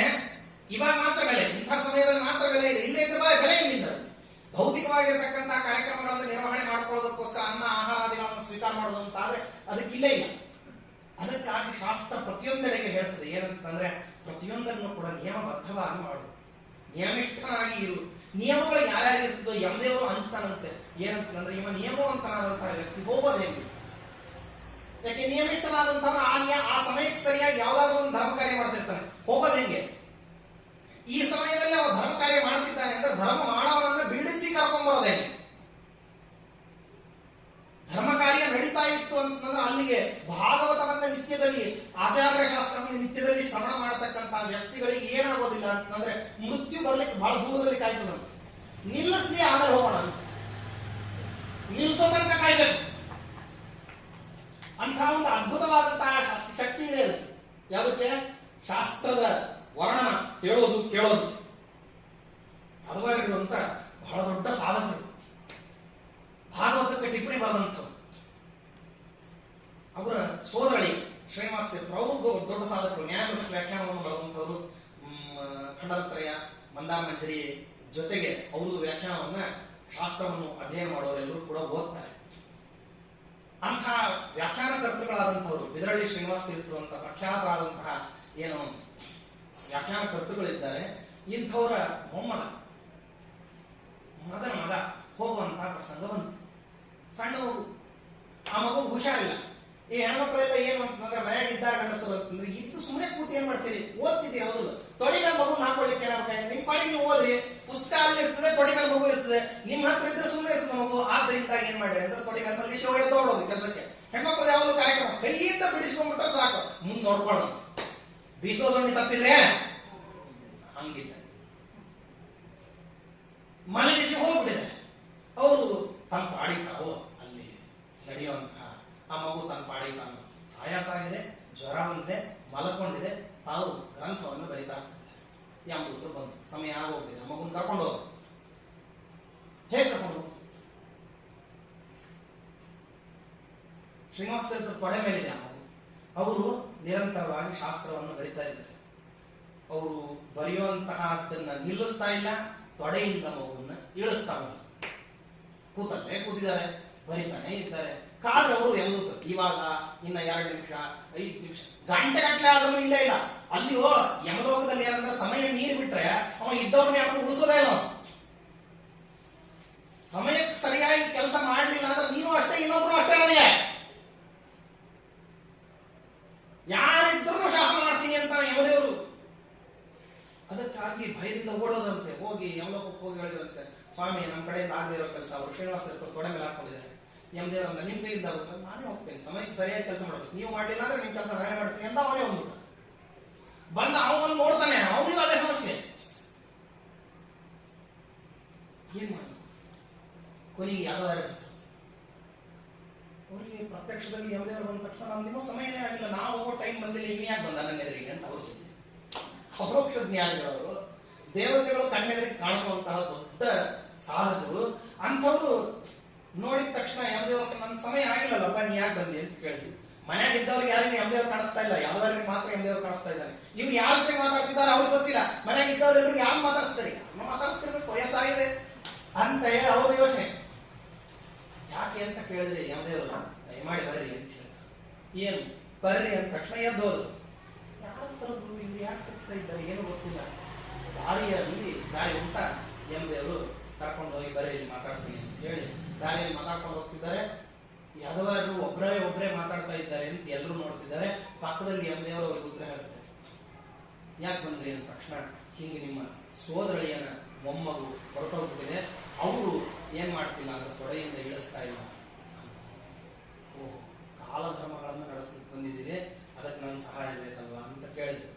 ಹೌದು, ನೀವು ಬಂದ್ರೆ ತಾನೇ ನಮಗೆ ದೇವತೆಗಳಿಗೆ ಸಹಾಯ ಆಗುತ್ತೆ, ಬನ್ರಿ ಅಂತ ಅದಕ್ಕೆ ಕರೆದ್ರು. ಆಯ್ತು ಹೇಳಿ ಶ್ರೀನಿವಾಸ ತೀರ್ಥರು ಮನೆ ಎದುರಿಗೆ ಹೋಗಿ ಯಾದವ ನಿಂತ್ಕೊಂಡಿದ್ದಷ್ಟು ಗುರುಗಳು ಬಂದಿದ್ದಾರೆ ಅಂದ ತಕ್ಷಣ ಆ ಮಗುವನ್ನು ಕೆಳಗೆ ಇಳಿಸ್ಬಿಟ್ಟು ಎದ್ದ ನಮಸ್ಕಾರ ಮಾಡ್ಲಿಕ್ಕೆ ಶ್ರೀನಿವಾಸ ತೀರ್ಥರು ಬಂದ್ರು. ನಮಸ್ಕಾರ ಮಾಡ್ಲಿಕ್ಕೆ ಬಂದ ತಕ್ಷಣ ಬಾಹರ ಕರ್ಕೊಂಡು ಹೋಗಿ ಆ ಮಗು ಹೋಗಿದೆ, ಸ್ನಾನ ಮಾಡಿ ಹೇಳಿದೆ. ಅಂದ್ರೆ ಆ ಶಾಸ್ತ್ರಕ್ಕೆ ಅದನ್ನ ಅವಲಂಬನೆ ಮಾಡಿರ್ತಕ್ಕಂತಹ ವ್ಯಕ್ತಿಗೆ, ಆ ಒಂದು ಸದ್ಗ್ರಂಥಗಳಿಗೆ, ಭಗವಂತನ ಕಾರುಣ್ಯಕ್ಕೆ ದೇವತೆಗಳು ಕೂಡ ಎಷ್ಟು ಗೌರವ ಕೊಡ್ತಾರೆ ಅಂತ ಅನ್ನೋದನ್ನು ತೋರಿಸ್ತದೆ. ಆದ್ರಿಂದಾಗಿ ಭಯದಿಂದ ಮಾಡಬೇಕಂತ ಸಾಧನೆ. ಗೃಹೀತ ಯುವಕೇಶೇಷು ಮೃತ್ಯುನ ಧರ್ಮಮಾಚರೆ. ಪಾಂಡವರಿಗೆ ವಾಸ್ತವದಲ್ಲಿ ತತ್ವಾಭಿಮಾನಿ ದೇವತೆಗಳಾದಂತವರಿಗೆ, ಜೀವೋತ್ತಮರಾದಂತಹ ಭೀಮಸೇನರಿಗೆ ದುರ್ಯೋಧನ ಭಯ ಎಲ್ಲಿ ಭಯ ರೀ? ಭಯ ಇಲ್ಲದೆ ಇದ್ದರೂ ಭಯ ಇದ್ದವನ ಯಾವ ರೀತಿ ನಡ್ಕೊಂತಾನೆ ಆ ರೀತಿಯಲ್ಲಿ ನಡ್ಕೊಂಡಂತ. ಅದಕ್ಕಾಗಿ ಹೆಂಗ್ ನಡ್ಕೊಳ್ಳಿಕ್ಕೆ ಸಾಧ್ಯ ಆಯ್ತು? ಬಹಳ ಕುತೂಹಲ ಅಲ್ವಾ? ಸರ್ವ ಸಮರ್ಥರು. ಯಾಕೆ ಅಂದ್ರೆ ಮುಂದಕ್ಕೆ ಯಾವ ವಿರಾಟ ರಾಜನ ಹತ್ತಿರದಲ್ಲಿ ಹೋಗ್ತಾರೆ, ಆ ವಿರಾಟ ರಾಜನನ್ನ ಇವ್ರು ಯಾರೋ ಆಕಸ್ಮಿಕವಾಗಿ ಚೊಟ್ಟಂತ ಸೀನ್ ಬಿಟ್ಟರೆ ವಿರಾಟ ರಾಜ ಅವತ್ತೇ ಅವನ ಪ್ರಾಣ ಕಳ್ಕೊಂಡ್ಬಿಡ್ಬೇಕು ಅಂತ ದುರ್ಬಲ ಅವನು. ಯಾರೋ ವಿರಾಟ ರಾಜ. ಅಷ್ಟು ಸೀಂದೆ ಇರುವಷ್ಟು ಮಟ್ಟಿಗೆ ಏನ್ ಮಾಡ್ಬೇಕು ಇವರು ಧೈರ್ಯದಿಂದ ಅವನ ಜೊತೆಗೆ ಬಹಳ ನಿಷ್ಠೂರದ ನುಡಿಗಳನ್ನ ಆಡದೇ ಇರೋ ಹಂಗೆ, ಅವನ ಜೊತೆಗೆ ವೈಮನಸ್ಸು ಬರದೇ ಇರೋ ಹಂಗೆ, ಮನಸ್ತಾಪ ಆಗದೆ ಇರೋ ಹಂಗೆ, ತಮ್ಮ ಎಲ್ಲಾ ಧರ್ಮಗಳನ್ನು ನಡೆಸ್ಕೊಳ್ಳೋ ಹಾಗೆ ತಾವು ಅತ್ಯಂತ ಇಂದ್ರಿಯ ನಿಗ್ರಹವನ್ನು ಮಾಡಿಕೊಂಡು ಬಹಳ ಬಚ್ಚಿಟ್ಟುಕೊಂಡವರ ತರ ಅಲ್ಲಿ ಜೀವನ ಮಾಡಬೇಕು. ಹೆಂಗ್ ಸಾಧ್ಯ ರೀ? ಸಮರ್ಥನಾದಂತಹ ವ್ಯಕ್ತಿ ಸೊಳ್ಳೆ ಕಡಿಸ್ಕೊಂಡ್ರೆ ಯಾವನ್ರಿ ಒಪ್ಕೊಂತಾನೆ? ಕಚ್ಚಿದ ತಕ್ಷಣ ಏನ್ ಮಾಡ್ತಾನೆ? ಒಂದೇ ಹೊಡಿತಾನೆ, ಮುಂದಕ್ಕೆ ಮುಗಿದೋಯ್ತು ಕಾರ್ಯ. ಅಷ್ಟು ದುರ್ಬಲರಾಗಿರ್ತಕ್ಕಂತಹ ವ್ಯಕ್ತಿಗಳ ಎದುರಿಗೆ ಬಹಳ ಬಾಗಿ ನಡಿಬೇಕು. ಹೆಂಗ್ ನಡೆಯಕ್ಕೆ ಸಾಧ್ಯ? ಮೊದಲನೇ ಸಮಸ್ಯೆ. ಎರಡನೇದಾಗಿ ಈ ಪಾಂಡವರ ಮಧ್ಯದಲ್ಲಿ ಏನೇ ಒಂದು ತಾರತಮ್ಯ, ಪಾಂಡವರಲ್ಲಿ ಎಲ್ಲರೂ ಒಂದೇ ಸಮಾನವಾಗಿರತಕ್ಕಂತಹ ಬಲಿಷ್ಠವಾದಂತಹ ಸಾಮರ್ಥ್ಯವನ್ನು ಹೊಂದಿಲ್ಲ. ಭೀಮಸೇನ ದೇವರಿಗಿರೋ ಸಾಮರ್ಥ್ಯ ದ್ರೌಪದಿ ದೇವಿಗಿಲ್ಲ. ದ್ರೌಪದಿಗಿಂತ ಕಡಿಮೆ ಸಾಮರ್ಥ್ಯ ಅರ್ಜುನನಿಗೆ, ಅರ್ಜುನನಿಗಿಂತ ಕಡಿಮೆ ಸಾಮರ್ಥ್ಯ ಧರ್ಮರಾಜನಿಗೆ, ಧರ್ಮರಾಜನಿಗಿಂತ ನಕುಲ ಸಹದೇವರು, ಇನ್ನೂ ದ್ರೌಪದಿ. ಯದ್ಯಪಿ ಇವರು ಜಗತ್ತಿನಲ್ಲಿ ಎಲ್ಲರಿಗಿಂತ ಪ್ರಬಲರಾದನ್ನು ಅತ್ಯಂತ ಪ್ರಬಲರು ಭೀಮಸೇನ ದೇವರು. ಇಲ್ಲಿ ಅತ್ಯಂತ ಸಮಸ್ಯೆ ಇರೋದು ಏನು ಅಂತಂದ್ರೆ, ತಮ್ಮ ತಮ್ಮ ಧರ್ಮಗಳನ್ನು ನಡೆಸ್ಕೋಬೇಕು, ಜಗತ್ತಿಗದು ಗೊತ್ತಾಗಬಾರದು. ಅಜ್ಞಾತವಾಸ ಮುಖಿತ, ಅಜ್ಞಾತವಾಸವನ್ನ ಕಳಿಬೇಕು, ಆದ್ರೆ ಜಗತ್ತಿಗದು ಗೊತ್ತಾಗಬಾರದು. ತಮ್ಮ ಧರ್ಮಗಳನ್ನ ಬಿಡಬಾರದು. ಸ್ವಧರ್ಮವನ್ನ ಪರಿತ್ಯಾಗ ಮಾಡದೇನೆ ಹೆಚ್ಚಿನ ಧರ್ಮ ಮಾಡೋದು ಅಂತ ಅನ್ನೋದೇನಿದೆಯಲ್ಲ, ಇದು ನಿಜ ಜೀವನದಲ್ಲಿ ಪ್ರತಿಯೊಬ್ಬರಿಗೂ ಸಮಸ್ಯಾವಹ. ಏನ್ ಮಾಡ್ತಿದ್ದೀರಿ, ಸ್ವಲ್ಪ ಹೆಚ್ಚು ಮಾಡ್ರಿ ಅಂತ ಹೇಳಿಬಿಟ್ರೆ ನಾವ್ ಯಾರು ಒಪ್ಕೊಳ್ಳೋದಿಲ್ಲ. ನೋಡ್ರಿ, ತೀರ್ಥಯಾತ್ರಕ್ಕೆ ಹೋಗಿದ್ರಿ, ಎಷ್ಟೊತ್ತು ಸಂಧ್ಯಾವನೆ ಮಾಡಿದ್ರಿ? ಸರಿ, ಎಲ್ಲಿ ಸಿಕ್ತೋ ಅಲ್ಲಿ ಮಾಡಿದ್ವಿ, ಇಲ್ಲೇ ಇದ್ದಲ್ಲಿ ಗೋವಿಂದ. ತೀರ್ಥಯಾತ್ರಕ್ಕೆ ಅಷ್ಟ ಪ್ರಾಶಸ್ತ್ಯ ಇಲ್ಲ. ನಮ್ಮ ಮನೆಗೆ ಸಂಧ್ಯಾವಂದನಿಗೆ ಬಹಳ ಪ್ರಾಶಸ್ತ್ಯ. ಯಾಕೆ ಅಂತಂದ್ರೆ, ಕುರಿಯಾದನ್ಯ ನವಾ ಕುರಿಯ ಮೈತ್ರೋ ಬ್ರಾಹ್ಮಣ ಉಚ್ಯತೆ. ಸಂಧ್ಯಾ ಹೀನೋ ಅಶುಚಿರ ನಿತ್ಯಂ. ಸಂಧ್ಯಾವಂದನೆ ಬಿಟ್ಟ ಅಂದ್ರೆ ನಿತ್ಯದಲ್ಲಿ ಮೈಲಿಗೆ ಇದ್ದಂಗಂತೆ. ಅಷ್ಟು ಪ್ರಾಶಸ್ತ್ಯ ಇದೆ ಸಂಧ್ಯಾವಂದನೆಗೆ. ನಿತ್ಯದಲ್ಲಿ ಸಂಧ್ಯಾವಂದನೆಯನ್ನು ಎಂದಿಗೂ ಬಿಡ್ಲಾರದೆ ಮಾಡ್ಬೇಕಂತ. ತ್ರಿಕಾಲ ಸಂಧ್ಯಾವಂದನೆ ಬ್ರಾಹ್ಮಣ್ಯದ ರಕ್ಷಣೆಗೆ ಅಷ್ಟು ಅವಶ್ಯಕವಾಗಿರತಕ್ಕಂತಹ ಧರ್ಮ ಅದು. ಅದನ್ನು ಬಿಡೋಂಗಿಲ್ಲ. ತೀರ್ಥಯಾತ್ರ ಮಾಡ. ಶಾರೀರಿಕವಾಗಿರತಕ್ಕಂತಹ ಶ್ರಮ ಆದರೆ ಅದನ್ನು ಯಾತ್ರಾ ಅಂತ ಕರೀತಾರೆ. ಯಾತ್ರಾ ಅನ್ನುವ ಶಬ್ದದ ಅರ್ಥ ಏನಂದ್ರೆ, ಇದನ್ನ ನಿಷ್ಕರ್ಷ ಹೇಗೆ ಮಾಡ್ತಾರೆ ಅಂದ್ರೆ, ಯಾತ್ರಾ ಉಚ್ಚತೆ. ಶರೀರಕ್ಕೆ ಶ್ರಮ ಆಗ್ಬೇಕಂತ. ಉಂಡನ್ನ ಕರಗುವಷ್ಟರೊಳಗೆ ಬದಿಗೆ ಹೋಗಿ ಮುಟ್ಟಿದ್ರೆ ಅದು ಯಾತ್ರಾ ಅಲ್ಲ, ಅದು ಪಿಕ್ನಿಕ್. ಯಾತ್ರಾ ಅಂದ್ರೆ ನೀವಿಲ್ಲಿಂದ ಹೊರಟು ಅನ್ನ ನೀರು ಸಿಗುತ್ತದೋ ಇಲ್ಲೋ ಅಂತ ಕಷ್ಟಪಟ್ಟು ಕಣ್ಣು ಬೆಳ್ಳಗಾಗುವಂತಹ ಸಮಯದಲ್ಲಿ ಕ್ಷೇತ್ರ ಮೂರ್ತಿಗಳನ್ನ ನೋಡಿ ಅಲ್ಲಿ ತೀರ್ಥಕ್ಷೇತ್ರವನ್ನ ಪರ್ಯಟನ ಮಾಡಬೇಕಾದಂತಹ ಸಂದರ್ಭದಲ್ಲಿ ನಿಮ್ಮ ಕರ್ತವ್ಯ ಕರ್ಮಗಳು ಹೋದ ತಕ್ಷಣ ಎಲ್ಲಾ ಕಡೆನೂ ಮತ್ತೆ ಕ್ಷೇತ್ರೋಪವಾಸ, ಮತ್ತೆ ಕ್ಷೇತ್ರ ವಿಧಿ, ಅಲ್ಲಿ ಕೊಡಬೇಕಾಗಿರ್ತಕ್ಕಂಥ ಮೊದಲು ಪಿತೃಕ್ರಿಯೆ, ಎಲ್ಲರ ಕ್ಷೇತ್ರಕ್ಕೆ ಹೋದ ತಕ್ಷಣ ಮಾಡಬೇಕಾದಂತ ಮೊದಲು ಅವಶ್ಯವಾಗಿ ಅಲ್ಲಿ ನಿಮ್ಮ ಮನೆಗಳಿಗೆ ಬಂದಾಗ ಪಿತೃಗಳಿಗೆ ಅನ್ನವನ್ನು ಕೊಡೋದು, ಅದು ಸಾಧ್ಯ ಪಿತೃಗಳಿಗೆ ಅಂದ್ರೆ ಆವಾಹಿತ ಪಿತೃಗಳಿಗೆ ಕೊಡ್ತಕ್ಕಂಥ. ನೀವೆಲ್ಲೆಲ್ಲಿ ಕ್ಷೇತ್ರಕ್ಕೆ ಹೋಗ್ತಿರಲ್ಲ ಅಲ್ಲಿ ನೀವು ಆವಾಹನ ಮಾಡೋ ಅವಶ್ಯಕತೆಯೇ ಇಲ್ಲ. ಶ್ರಾದ್ದ ಮಂಜರಿಯಲ್ಲಿ 5 ಬಿಟ್ಟು ಶ್ರಾದ್ದ ಮಾಡ್ರಿ ಅಂತ. ಆವಾಹನಂ ಸ್ವಧಾಕಾರಂ ಪಿಂಡಾಗ್ನೌ ಕರಣಂ ತಥಾ ತೃಪ್ತಿ ಪ್ರಶ್ನಂ ವಿಕ್ರಾಂಚ ತೀರ್ಥೆ ಪಂಚವಿವರ್ಜಯೇ. ತೀರ್ಥಕ್ಷೇತ್ರದಲ್ಲಿ 5 ಬಿಟ್ಟು ಶ್ರಾದ್ದ ಮಾಡಿ. ಯಾಕೆಂದ್ರೆ ಅಲ್ಲಿ ಆವಾಹನ ಮಾಡೋ ಅಗತ್ಯನೇ ಇಲ್ಲ. ಪಿತೃಗಳು ನಿಂತಿರ್ತಾರಂತೆ. ಏನಂದ್ರೆ, ಬಂದಿದ ಇವನು ನಮ್ಮ ಕುಲದಲ್ಲಿ ಬಂದಿರತಕ್ಕಂಥವನು ವೈಷ್ಣವೋಸ್ಮತ್ ಕುಲೇ ಜಾತಃ ಸನ ಸಂತಾರಯಿಷ್ಯತಿ. ವಿಷ್ಣು ಭಕ್ತರಾಗಿರ್ತಕ್ಕಂಥ ನಮ್ಮ ಕುಲದಲ್ಲಿ ಒಬ್ಬರು ಬಂದಿದ್ದಾರೆ. ಇವ ಬಂದು ಏನಾದ್ರೂ ಒಂದು ಎಳ್ಳು ನೀರು, ಒಂದು ಹಿಡಿ ಅನ್ನ ಆಕಸ್ಮಿಕವಾಗಿ ಕೊಟ್ಟರು ಕೂಡ ನಾವೇನಾಗ್ತೀವಿ ಅಂತಂದ್ರೆ, ನಮ್ಮ ಈ 84 ಲಕ್ಷ ನರಕದಿಂದ ಯಮದೇವರು ಏನಪ್ಪಾ ನಿನ್ನ ವಂಶದಲ್ಲಿ ಬಂದಂಥವ್ನು ಯಾವನಪ್ಪ ಶ್ರಾದ್ದ ಮಾಡಿದಾರಪ್ಪ, ಎದ್ದು ಹೋಗು, ನಿನ್ನನ್ನ ಹೊರಗೆ ಕಳಿಸ್ಲಿಕ್ಕೆ ಒಂದು ಅವಕಾಶ ಹೋಗು ಅಂತ ಹೇಳಿಬಿಡ್ತಾರೆ. ಅಷ್ಟು ಶ್ರೇಷ್ಠವಾದಂಥದ್ದು ನಮ್ಮಲ್ಲಿ ತೀರ್ಥಯಾತ್ರಕ್ಕೆ ಯಾಕಷ್ಟು ವೈಭವ ಇದೆ, ಯಾಕಷ್ಟು ಮಹತ್ವ ಇದೆ ಅಂದ್ರೆ ಈ ಕಾರಣ. ತೀರ್ಥಯಾತ್ರ ಅನ್ನೋದು ಮಾಡೋದೇ ಯಾವ ಕಾರಣದಿಂದ ಅಂತಂದ್ರೆ, ನಮ್ಮ ಪೂರ್ವ ಪಿತಾಮಹಾದಿ ರೂಪದಲ್ಲಿ ಬಂದಿರತಕ್ಕಂಥ ಯಾರ್ಯಾರು ಪೂರ್ವಜರಿದ್ದಾರೋ ಅವರೆಲ್ಲರಿಗೂ ಕೂಡ ಏನಪ್ಪಾ ಅಂತಂದ್ರೆ, ತೀರ್ಥಯಾತ್ರ ಕೊಟ್ಟಿದ್ದಾನೆ ಅಂದ್ರೆ ಎಲ್ಲೋ ಕಾಲಪ್ರಾಪ್ತವಾಗಿರ್ತಕ್ಕಂಥ ಕರ್ಮಪ್ರಾಪ್ತವಾಗಿರ್ತಕ್ಕಂತಹ ಸತ್ಕರ್ಮಾನುಷ್ಠಾನದ ದ್ವಾರ ನಮಗೆಲ್ಲಿ ಒಳ್ಳೆಯ ವಿಧವಾಗಿರ್ತಕ್ಕಂತಹ ಸದ್ಗತಿ ಸಿಗುವಂತಹ ಕರ್ಮಗಳನ್ನ ಇವ ಮಾಡಿಬಿಡ್ತಾನೋ, ಅದರಿಂದ ನಾವು ಎಲ್ಲಿ ಉದ್ಧಾರವನ್ನ ಪಡೆದು ಬಿಡ್ತೀವೋ ಅನ್ನುವಂತಹ ಅಪೇಕ್ಷೆಯಿಂದ ನೋಡ್ತಾ ಇರ್ತಾರಂತೆ. ತ್ರಾಹಿ ತ್ರಾಹಿ ಅಂತ ಅನ್ನುವಂಥದ್ದು ಕಣ್ಣೆದುರಿಗೆ ಬಂದಿರುವಂತಹ ಒಂದು ಸ್ಥಿತಿಯನ್ನ ಕಲ್ಪನೆ ಮಾಡ್ಕೊಂಡ್ರೆ ತೀರ್ಥಯಾತ್ರಕ್ಕೆ ಹೋದವರನ್ನ ಪಿತೃಗಳು ಆ ರೀತಿ ಕಾಯ್ತಿರ್ತಾರೆ. ಎಲ್ಲೊಂದಿಷ್ಟು ಒಂದು ಹಿಡಿ ಅನ್ನ, ಒಂದೇ ಒಂದು 4 ಚಿಟಿಕೆ ಎಳ್ಳು, ಒಂದು ಥಾಲಿ ನೀರು ನನಗಾಗಿ ಕೊಡ್ತಾನೆ ಅಂತ ನಿರೀಕ್ಷೆ ಮಾಡ್ತಾನೆ. ಅಷ್ಟು ಬಯಕೆ ಇರ್ತದಂತೆ ಆ ಸಿದ್ಧಪಿತೃಗಳಿಗೆ, ಅಷ್ಟು ಬಯಕೆಯಿಂದ ನೋಡ್ತಿರ್ತಾರೆ. ಅಂಥ ತೀರ್ಥಯಾತ್ರೆಯನ್ನು ಎಲ್ಲವನ್ನೂ ಮಾಡತಕ್ಕಂತಹ ಸದುದ್ದೇಶದಿಂದ ಹೊರಡಬೇಕು ಅಂತ ನಂದಾಗ ಸಂಧ್ಯಾವಂದನೆ ಬಿಟ್ಟು ತೀರ್ಥಯಾತ್ರೆ ಮಾಡ್ತೀನಿ ಅಂದ್ರೆ ಸಂಧ್ಯಾವಂದನೆಯೂ ಅವಶ್ಯಕ, ತೀರ್ಥಯಾತ್ರೆಯೂ ಅವಶ್ಯಕ. ತೀರ್ಥಯಾತ್ರ ಕಾಲಧರ್ಮ ಪ್ರಾಪ್ತವಾಗಿರ್ತಕ್ಕಂಥದ್ದು, ಸಂಧ್ಯಾವಂದನ ನಿತ್ಯ ಪ್ರಾಪ್ತವಾದಂತಹದ್ದು. ಇದನ್ನ ನಡೆಸಿ ಅದನ್ನೂ ಮಾಡಬೇಕು. ಅಂಥದ್ರಲ್ಲಿ ಪಾಂಡವರು ಕೇವಲ 1-2 ಧರ್ಮಗಳನ್ನು ಇಲ್ಲಿ ನೀವು ಪ್ರಸ್ತಾಪ ಮಾಡಿದೆ. ಇಂಥದ್ದು ಸಾಕಷ್ಟಿದೆ ನಮ್ಮ ದಿನನಿತ್ಯದ ಜೀವನದಲ್ಲಿ. ಬ್ರಾಹ್ಮಣನಿಗೆ ಕರ್ಮವನ್ನ ಮಾಡದೇ ಇರತಕ್ಕಂತಹ ಕಾಲ ಅಂತ ಅನ್ನೋದೇ ಇಲ್ಲ. ಅಷ್ಟು ನಿಬಿಡವಾಗಿರ್ತಕ್ಕಂತಹ ಡೈರಿ ಇದೆ ನಮ್ಗೆ. ಎಷ್ಟು ಮಾಡ್ತೀವಿ ಅಂತ ಅನ್ನೋ ಮಹತ್ವದ್ದಲ್ಲ, ಎಷ್ಟು ಮಾಡ್ತೀವಿ ಯಾಕೆ ಮಾಡೋದಕ್ಕಿಂತ ಹೆಚ್ಚು ಬಿಡೋದಿದೆ. ಬಿಟ್ಟಿದ್ದು ಹೆಚ್ಚು, ಮಾಡಿದ್ದು ಬಹಳ ಕಡಿಮೆ. ಅಂಥದ್ರಲ್ಲಿ ಪಾಂಡವರು ಇಂಥ ನಿತ್ಯ ಧರ್ಮಗಳನ್ನ ಮಾಡೋದ್ರ ಜೊತೆಗೆ ನೈಮಿತ್ತಿಕವಾಗಿರ್ತಕ್ಕಂತಹ ಧರ್ಮಗಳು, ಪ್ರತಿಜ್ಞಾನಿಮಿತ್ತ ಧರ್ಮಗಳು, ಈ ಯಾವ ಧರ್ಮಗಳು ಕೂಡ ಕಿಂಚಿತ್ತೂ ಸಂಕೋಚ ಆಗದೇ ಇರೋ ಹಂಗೆ ಏನ್ ಮಾಡ್ಬೇಕು ಅಂದ್ರೆ ಧರ್ಮಗಳನ್ನ ನಡೆಸ್ಕೊಂಡು ಹೋಗ್ಬೇಕು. ಆ ಧರ್ಮಗಳನ್ನ ನಡೆಸ್ಕೊಂಡು ಹೋಗುವಂತಹ ಸಂದರ್ಭದಲ್ಲಿ ಪರಮಾತ್ಮನ ಸ್ಮರಣೆ ಅನ್ನೋದು ಚ್ಯುತ ಆಗಬಾರದು. ಭಗವದ್ ವ್ಯತಿರಿಕ್ತವಾಗಿರತಕ್ಕಂತಹ ಕಾರ್ಯಕ್ರಮಗಳನ್ನ ತಾವು ಮಾಡಿರಬಾರದು. ನೋಡ್ರಿ, ಎಷ್ಟು ಒಂದೊಂದರ ಮೇಲೆ ಒಂದೊಂದು ಬಹಳ ನಿಯಮಗಳು, ಬಹಳ ದೊಡ್ಡದಾಗುತ್ತೆ. ಹಾಸ್ಯಕ್ಕೊಂದು ಶಾಸ್ತ್ರೀಯ ಪ್ರಮೇಯವನ್ನು ಹೇಳ್ತಾರೆ. ನಾನು ಒಂದ್ಸರ್ತಿ ಹೋಗಿ ರುದ್ರದೇವರನ್ನು ಕೇಳಿದೆ. ಆದ್ರಿಗೆ ತಾವು ನಿತ್ಯದಲ್ಲಿ ಸತತವಾಗಿ ಪರಮಾತ್ಮನ ಸ್ಮರಣೆ ಮಾಡ್ತೀವಿ ಅಂತ ಅನ್ನೋ ಒಂದು ಹೆಮ್ಮೆ ಇತ್ತು. ನಾವು ಏನೇನೋ ಒಂದು ಸಣ್ಣ ಸಣ್ಣ ಕೆಲಸ ಮಾಡಿದಾಗ ನಮಗೂ ಹಿಂಗ್ ಬರ್ತಿತ್ತು. ನೋಡ್ರಿ, ನಮ್ಮಷ್ಟೇ ಯಾರಿಗೆ ಧರ್ಮಿಷ್ಠ ಇದ್ದಾರೆ, ಬಹಳ ಜೋರಾಗಿ ಧರ್ಮ ಮಾಡಿದೀವಿ, ನಮ್ಮಂತ ಧರ್ಮ ಮಾಡಿದವರು ಪ್ರಪಂಚದಲ್ಲಿ ಇಲ್ಲ ಅಂತ ನಮ್ಮಷ್ಟಕ್ಕೆ ನಾವು ಡುಬ್ಬ ಸಿಗದೆ ತಿರುಮು ಚಪ್ಪರಿಸ್ಕೊಂತ ಇರ್ತೀವಿ. ನಮ್ಮ ಬೆನ್ನ ನಮ್ಗೆ ಸಿಕ್ಕಿರೋದಿಲ್ಲ, ಅದನ್ನು ಕೂಡ ನಾವು ಚಪ್ಪರಿಸ್ಕೊಳ್ಳೋದೇನು ಬಿಟ್ಟಿರೋದಿಲ್ಲ. ನಮ್ಮ ಚಪ್ಪಲನೆ ಅಂತ ನಾರದರಲ್ಲಿ ಮಹರುದ್ರ ದೇವರಲ್ಲಿ ತಾರತಮ್ಯದಲ್ಲಿ ಪರಮಾತ್ಮ, ರಮಾದೇವಿ, ಬ್ರಹ್ಮವಾಯುಗಳು, ಭಾರತೀ ಸರಸ್ವತಿಯರು, ಗರುಡು ಶೇಷದೇವರು, ನಂತರದಲ್ಲಿ ಬರ್ತಕ್ಕಂಥವರೇ ಮಹರುದ್ರದೇವರು. ಇಂಥವ್ರ ಬಗ್ಗೆ 19ನೇ ಕಕ್ಷಾ ದಾಟಿ ಬರ್ತಕ್ಕಂಥ ನಾರದರು ಅವರು ಏನಂತಾರೆ ಅಂತಂದ್ರೆ, ನಾನು ನಿತ್ಯ ನಾರಾಯಣನ ಸ್ಮರಣೆ ಮಾಡ್ತೀನಿ, ರುದ್ರದೇವರು ಎಷ್ಟು ಮಹಾ ಮಾಡ್ತಾರೆ ಅಂತ ಚಿಂತೆ ಬಂತು. ಹಿಂಗ್ ಚಿಂತೆ ಇಟ್ಕೊಂಡು ಯಾರು ತಗೋದು? ರುದ್ರದೇವರ ತಗೋದು. ಧರ್ಮಗಳು ಅನ್ನೋದು ಹೇಗಿರ್ತದೆ? ಹೋಗಿ ರುದ್ರದೇವರಿಗೆ ಅಂದ, ಸ್ವಾಮಿ ಅಂತ ನಮಸ್ಕಾರ ಮಾಡಿ ಬಾಯಿ ತೆಗಿಬೇಕು ರುದ್ರದೇವರ. ನಾಳೆ ಬಂದಿದೆಯಲ್ಲ, ಒಂದು ಸಣ್ಣ ಕೆಲಸ ಹೇಳ್ತೀನಿ, ಮಾಡ್ಕೊಂಬ.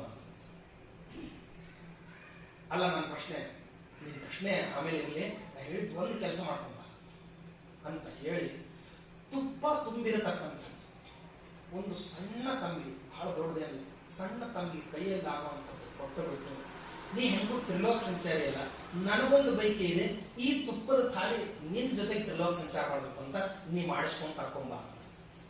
ತುಂಬಿ ಹೋಗಿದೆ. ಅದ್ರ ಒಂದೇ ಒಂದು ನಿಯಮ ಏನಂದ್ರೆ, ತುಪ್ಪ ಕೆಳಗೆ ಒಂದು ಹನಿನೂ ಬೀಳಬಾರ್ದು, 3 ಲೋಕ ಕೊಯ್ಬಾರ್ದು. ನಾವು ಏನ್ ಮಾಡ್ಬೇಕು? ರುದ್ರದೇವರ ಆಜ್ಞೆ ಮೀರ್ಲಿಕ್ಕೆಲ್ಲ ಸಾಧ್ಯ ಇಲ್ಲ. ಯಾಕೆ ದಿನನಿತ್ಯ ಬೆಳಗ್ಗೆ ಅಂತೂ ಈ ದುರ್ವಾಸಾದಿ ಮಹರ್ಷಿಗಳು, ಸನಕಾದಿ ಯೋಗಿಗಳ ಜೊತೆಗೆ ಅವರು ಬಂದು ರುದ್ರದೇವರ ಹತ್ರ ಶನ್ವಾಮಿತ್ರ ಶಂವರುಣ ಹೇಳೋರು. ಅಂದ್ರೆ ನಾರದರಿಗೆ ವಾಸ್ತವದಲ್ಲಿ ಒಂದು ಕ್ರಮದಲ್ಲಿ ಮಹರುದ್ರದೇವರು ಗುರುಗಳು. ನಿತ್ಯ ಬೆಳಗ್ಗೆ ಎದ್ದ ತಕ್ಷಣ ಪರಮಾತ್ಮ ಮಹಿಮಾವನ್ನ ಕೇಳಲಿಕ್ಕೆ ಎಲ್ಲ ಈ ಜನ ಎಲ್ಲ ದೌಡಾಯಿಸೋದು ಎಲ್ಲಿ ಅಂದ್ರೆ ಕೈಲಾಸ ಪರ್ವತದ ಹತ್ರ, ಉದ್ದಕ್ಕೂ ಹೊಂಟು ಬಿಡೋದು. ಬೆಳಗ್ಗೆ ಎದ್ದ ತಕ್ಷಣ ದೇವ್ರ ಬಿಡಿಗೆ ಬಿಚ್ಚೋದೆಲ್ಲಿ ಅಂದ್ರೆ ಕೈಲಾಸ ಪರ್ವತದಲ್ಲಿ ಹೋಗ್ತಾ ಇರೋದು, ಏಕ ಪ್ರಕಾರ ಹೋಗೋದು, ಅಲ್ಲಿ ಎದುರಿಗೆ ಹೋಗಿ ಕೂತ್ಕೊಂಡು ಪರಮಾತ್ಮ ಮಹಿಮಾ ಹೇಳ್ರಿ ಅಂತ ತಕ್ಷಣ ಎಲ್ಲಾ ಇಡೀ ಭಗವದ್ಭಕ್ತರ ಎದುರಿಗೆ ಆರಂಭ. ಯಾವುದು? ರುದ್ರದೇವರ ಉಪನ್ಯಾಸ. ಹೇಳಿದ ತಕ್ಷಣ ಇಲ್ಲ ಅಂತ ಅನ್ನೋಂಗಿಲ್ಲ, ಹೊರಟರು ನಾರದರು. ಹೋದ್ರು, ಸುಮಾರು ದಿವಸಗಳು ಕಳೆದು ಬಂದ್ರು ನಾರದರು. ಏನಪ್ಪಾ ತ್ರಿಲೋಕ ಪ್ರದಕ್ಷಿಣೆ ಮಾಡ್ಕೊಂಡ್ ಬಂದಿ. ನಮ್ದು ಒಂದು ಬೈಕಿ ಇತ್ತಲ್ಲ, ಪೂರೈಸಿದ ಸ್ವಾಮಿ. ಒಂದೇ ಒಂದು ಹನಿನೂ ತುಪ್ಪ ಚಲ್ಲದೆ ಇರೋ ಹಂಗೆ ಕಣ್ಣು ಮಿಟಕಸ್ದೇ ಇರೋ ಅದನ್ನೇ ನೋಡ್ಕೊಂಡು ತ್ರಿಲೋಕ ಸಂಚಾರ ಮಾಡ್ಕೊಂಡ್ ಬಂದಿದ್ದೀನಿ ಅಂತ ತಂದಿಟ್ಟ. ರುದ್ರದೇವರಿಗೆ ಒಂದು ಪ್ರಶ್ನೆ ಕೇಳ್ತೀನಿ ಅಂತ ಕೇಳಿ, ಏನಿಲ್ಲ, ಈ ರೀತಿ ತುಪ್ಪ ತಗೊಂಡು ತ್ರಿಲೋಕ ಸಂಚಾರ ಮಾಡ್ಕೊಂಡ್ ಬಂದಿಯಲ್ಲ, ಇಷ್ಟು ದಿವಸ ಕಳೆದು ಬಂದಿಯಲ್ಲ, ಎಸ್ಸರ್ತೆ ನಾರಾಯಣ ಸ್ಮರಣೆ ಮಾಡಿದೆ ಅಂತ ಕೇಳಿ.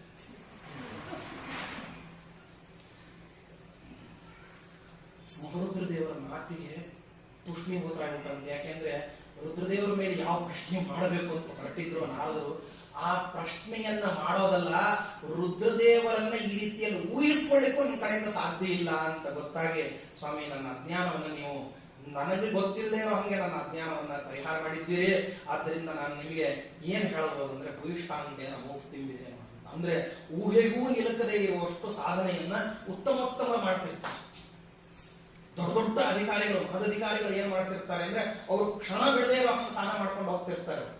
ಅವ್ರ ಜೀವನದ ಪ್ರತಿ ಕ್ಷಣವನ್ನ ಸಾಧನೆಯಲ್ಲಿ ಹೆಂಗ್ ಪರ್ಯವಸಾನ ಮಾಡೋದು, ತಾವು ತಿನ್ನೋದು, ಉಣ್ಣೋದು, ಉಡೋದು, ತೊಡೋದು, ಓಡಾಡೋದು, ಮಾತಾಡೋದು, ಹೋಗೋದು, ಬರೋದು, ಪ್ರತಿಯೊಂದರಿಂದಲೂ ಭಗವಂತನನ್ನ ಸಮರ್ಪಣೆ ಮಾಡ್ಲಿಕ್ಕೆ ತಮಗೇನ್ ಪರಿಕರಗಳು ಪ್ರಪಂಚದಲ್ಲಿ ದೊರಕ್ತವೆ, ಇದನ್ನ ಹೆಂಗ್ ಪರಮಾತ್ಮ ಸೇವಾದಲ್ಲಿ ವಿನಿಯೋಗ ಮಾಡಬೇಕು ಅಂತ ಅನ್ನುವಂತ ಚಿಂತನೆ ಮಾತ್ರ ಇರ್ತದಂತೆ ಮಹದಧಿಕಾರಿಯಾದಂಥವನಿಗೆ. ಅಂಥ ಮಹದಧಿಕಾರಿಗಳಲ್ಲಿ ಉತ್ತಮಾಧಿಕಾರಿಗಳು ತಮ್ಮ ನಿತ್ಯ ಜೀವನದ ಯಾವ ಸಾಧನೆಯು ತೊಡಕಿಗೆ ತೊಂದರೆಗೆ ಒಳಗಾಗಬಾರ್ದು, ಹಂಗೆ ಸಾಧನೆ ಮಾಡಬೇಕು. ಯಾಕೆ ಅಂತಂದ್ರೆ ರಾಜಸೂಯ ಮಾಡಿದ್ರು ಪುಣ್ಯ ಬರಬೇಕು ಅನ್ನೋರು ಹಿಂಸೆಂದೇವರು, ಕುರುಕ್ಷೇತ್ರದಲ್ಲಿ ಯುದ್ಧ ಮಾಡಿದ್ರು ಪುಣ್ಯ ಬರಬೇಕು, ಗದಾ ವಿದ್ಯಾದ ಅಭ್ಯಾಸ ಮಾಡಿದ್ರು ಪುಣ್ಯ ಬರಬೇಕು, ಬೇರೆಯವರಿಗೂ ಉಪದೇಶ ಮಾಡಿದ್ರು ಪುಣ್ಯ ಬರಬೇಕು, ಕೋಶಾಧ್ಯಕ್ಷನಾಗಿ ಕೂತ್ಕೊಂಡ್ರು ಪುಣ್ಯ ಬರಬೇಕು, ಹಿಡಿಂಬಾಸುರನನ್ನು ಕೊಂದ್ರು ಪುಣ್ಯ ಬರಬೇಕು, ಬಕಾಸುರನನ್ನು ಸಂಹಾರ ಮಾಡಿದ್ರು ಪುಣ್ಯ ಬರಬೇಕು, ಭಿಕ್ಷಾ ಬೇಡ್ಲಿಕ್ಕೆ ಹೋಗಿ ಇನ್ನೊಬ್ಬರ ಮನೆಗೆ ಗಾಡಿ ಕೆಡವಿದ್ರು ಪುಣ್ಯ ಬರಬೇಕು.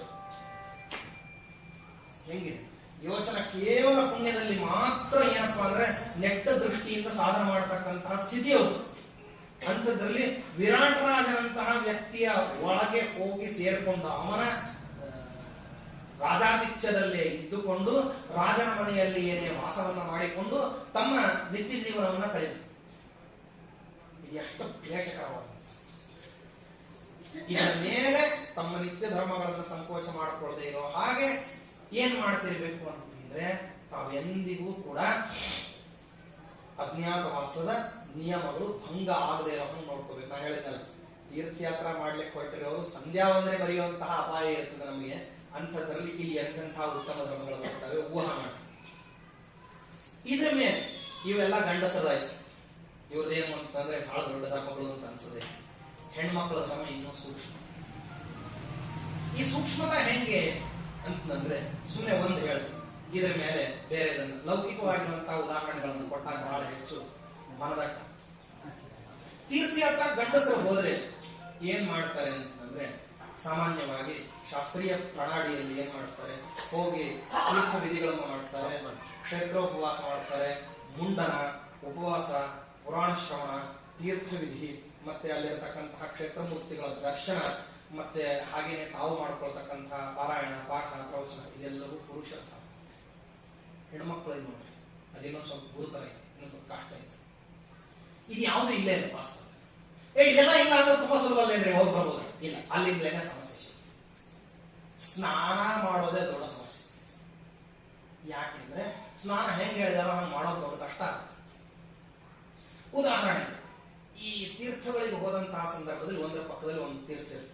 ಈಗ ಉದಾಹರಣೆಗೆ ಅತಿ ಹತ್ತಿರದಲ್ಲಿ, ನೀವೆಲ್ಲ ಉತ್ತರ ಕರ್ನಾಟಕದಲ್ಲಿ ಯಾರ್ಯಾರು ಇದ್ದೀರೋ ಅಥವಾ ಪರಿಚಯ ಇದ್ದವರೆಲ್ಲರೂ ನಿಮ್ಗೆ ಗೊತ್ತಿರ್ಬೋದು, ಛಾಯಾ ಭಗವತಿ ಅಂತ ಒಂದು ಕ್ಷೇತ್ರ.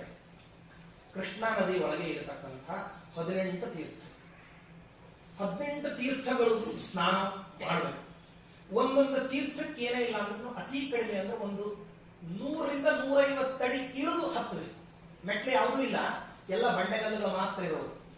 ಜೀವನದಲ್ಲಿ 60 ವರ್ಷ, 40 ವರ್ಷ, 50 ವರ್ಷ ದಾಟಿದವರು ಯಾರ್ಯಾರಿದ್ದೀರಿ, ಯಾವ್ಯಾವ ರೀತಿ ನಡೆದಿದ್ದೀರಿ ಅಂತ ನೆನಪು ಮಾಡ್ಕೋಬಹುದು. ಕುಕ್ಕರ್ಗಾಲು, ಊರ್ಗಾಲು, ಕತ್ರಿಗಾಲು, ಅಡ್ಡಗಾಲು, ಅಂಬೆಗಾಲು, ಎಲ್ಲಾ ರೀತಿನೂ ನಡೆದ್ರೆ ಅಲ್ಲಿ ನಡಿಬಹುದು. ಇಲ್ಲ ಇದ್ರೆ ನಡಿಲಿಕ್ಕೆ ಆಗೋದು ಅಂತಹ ಪ್ರದೇಶ.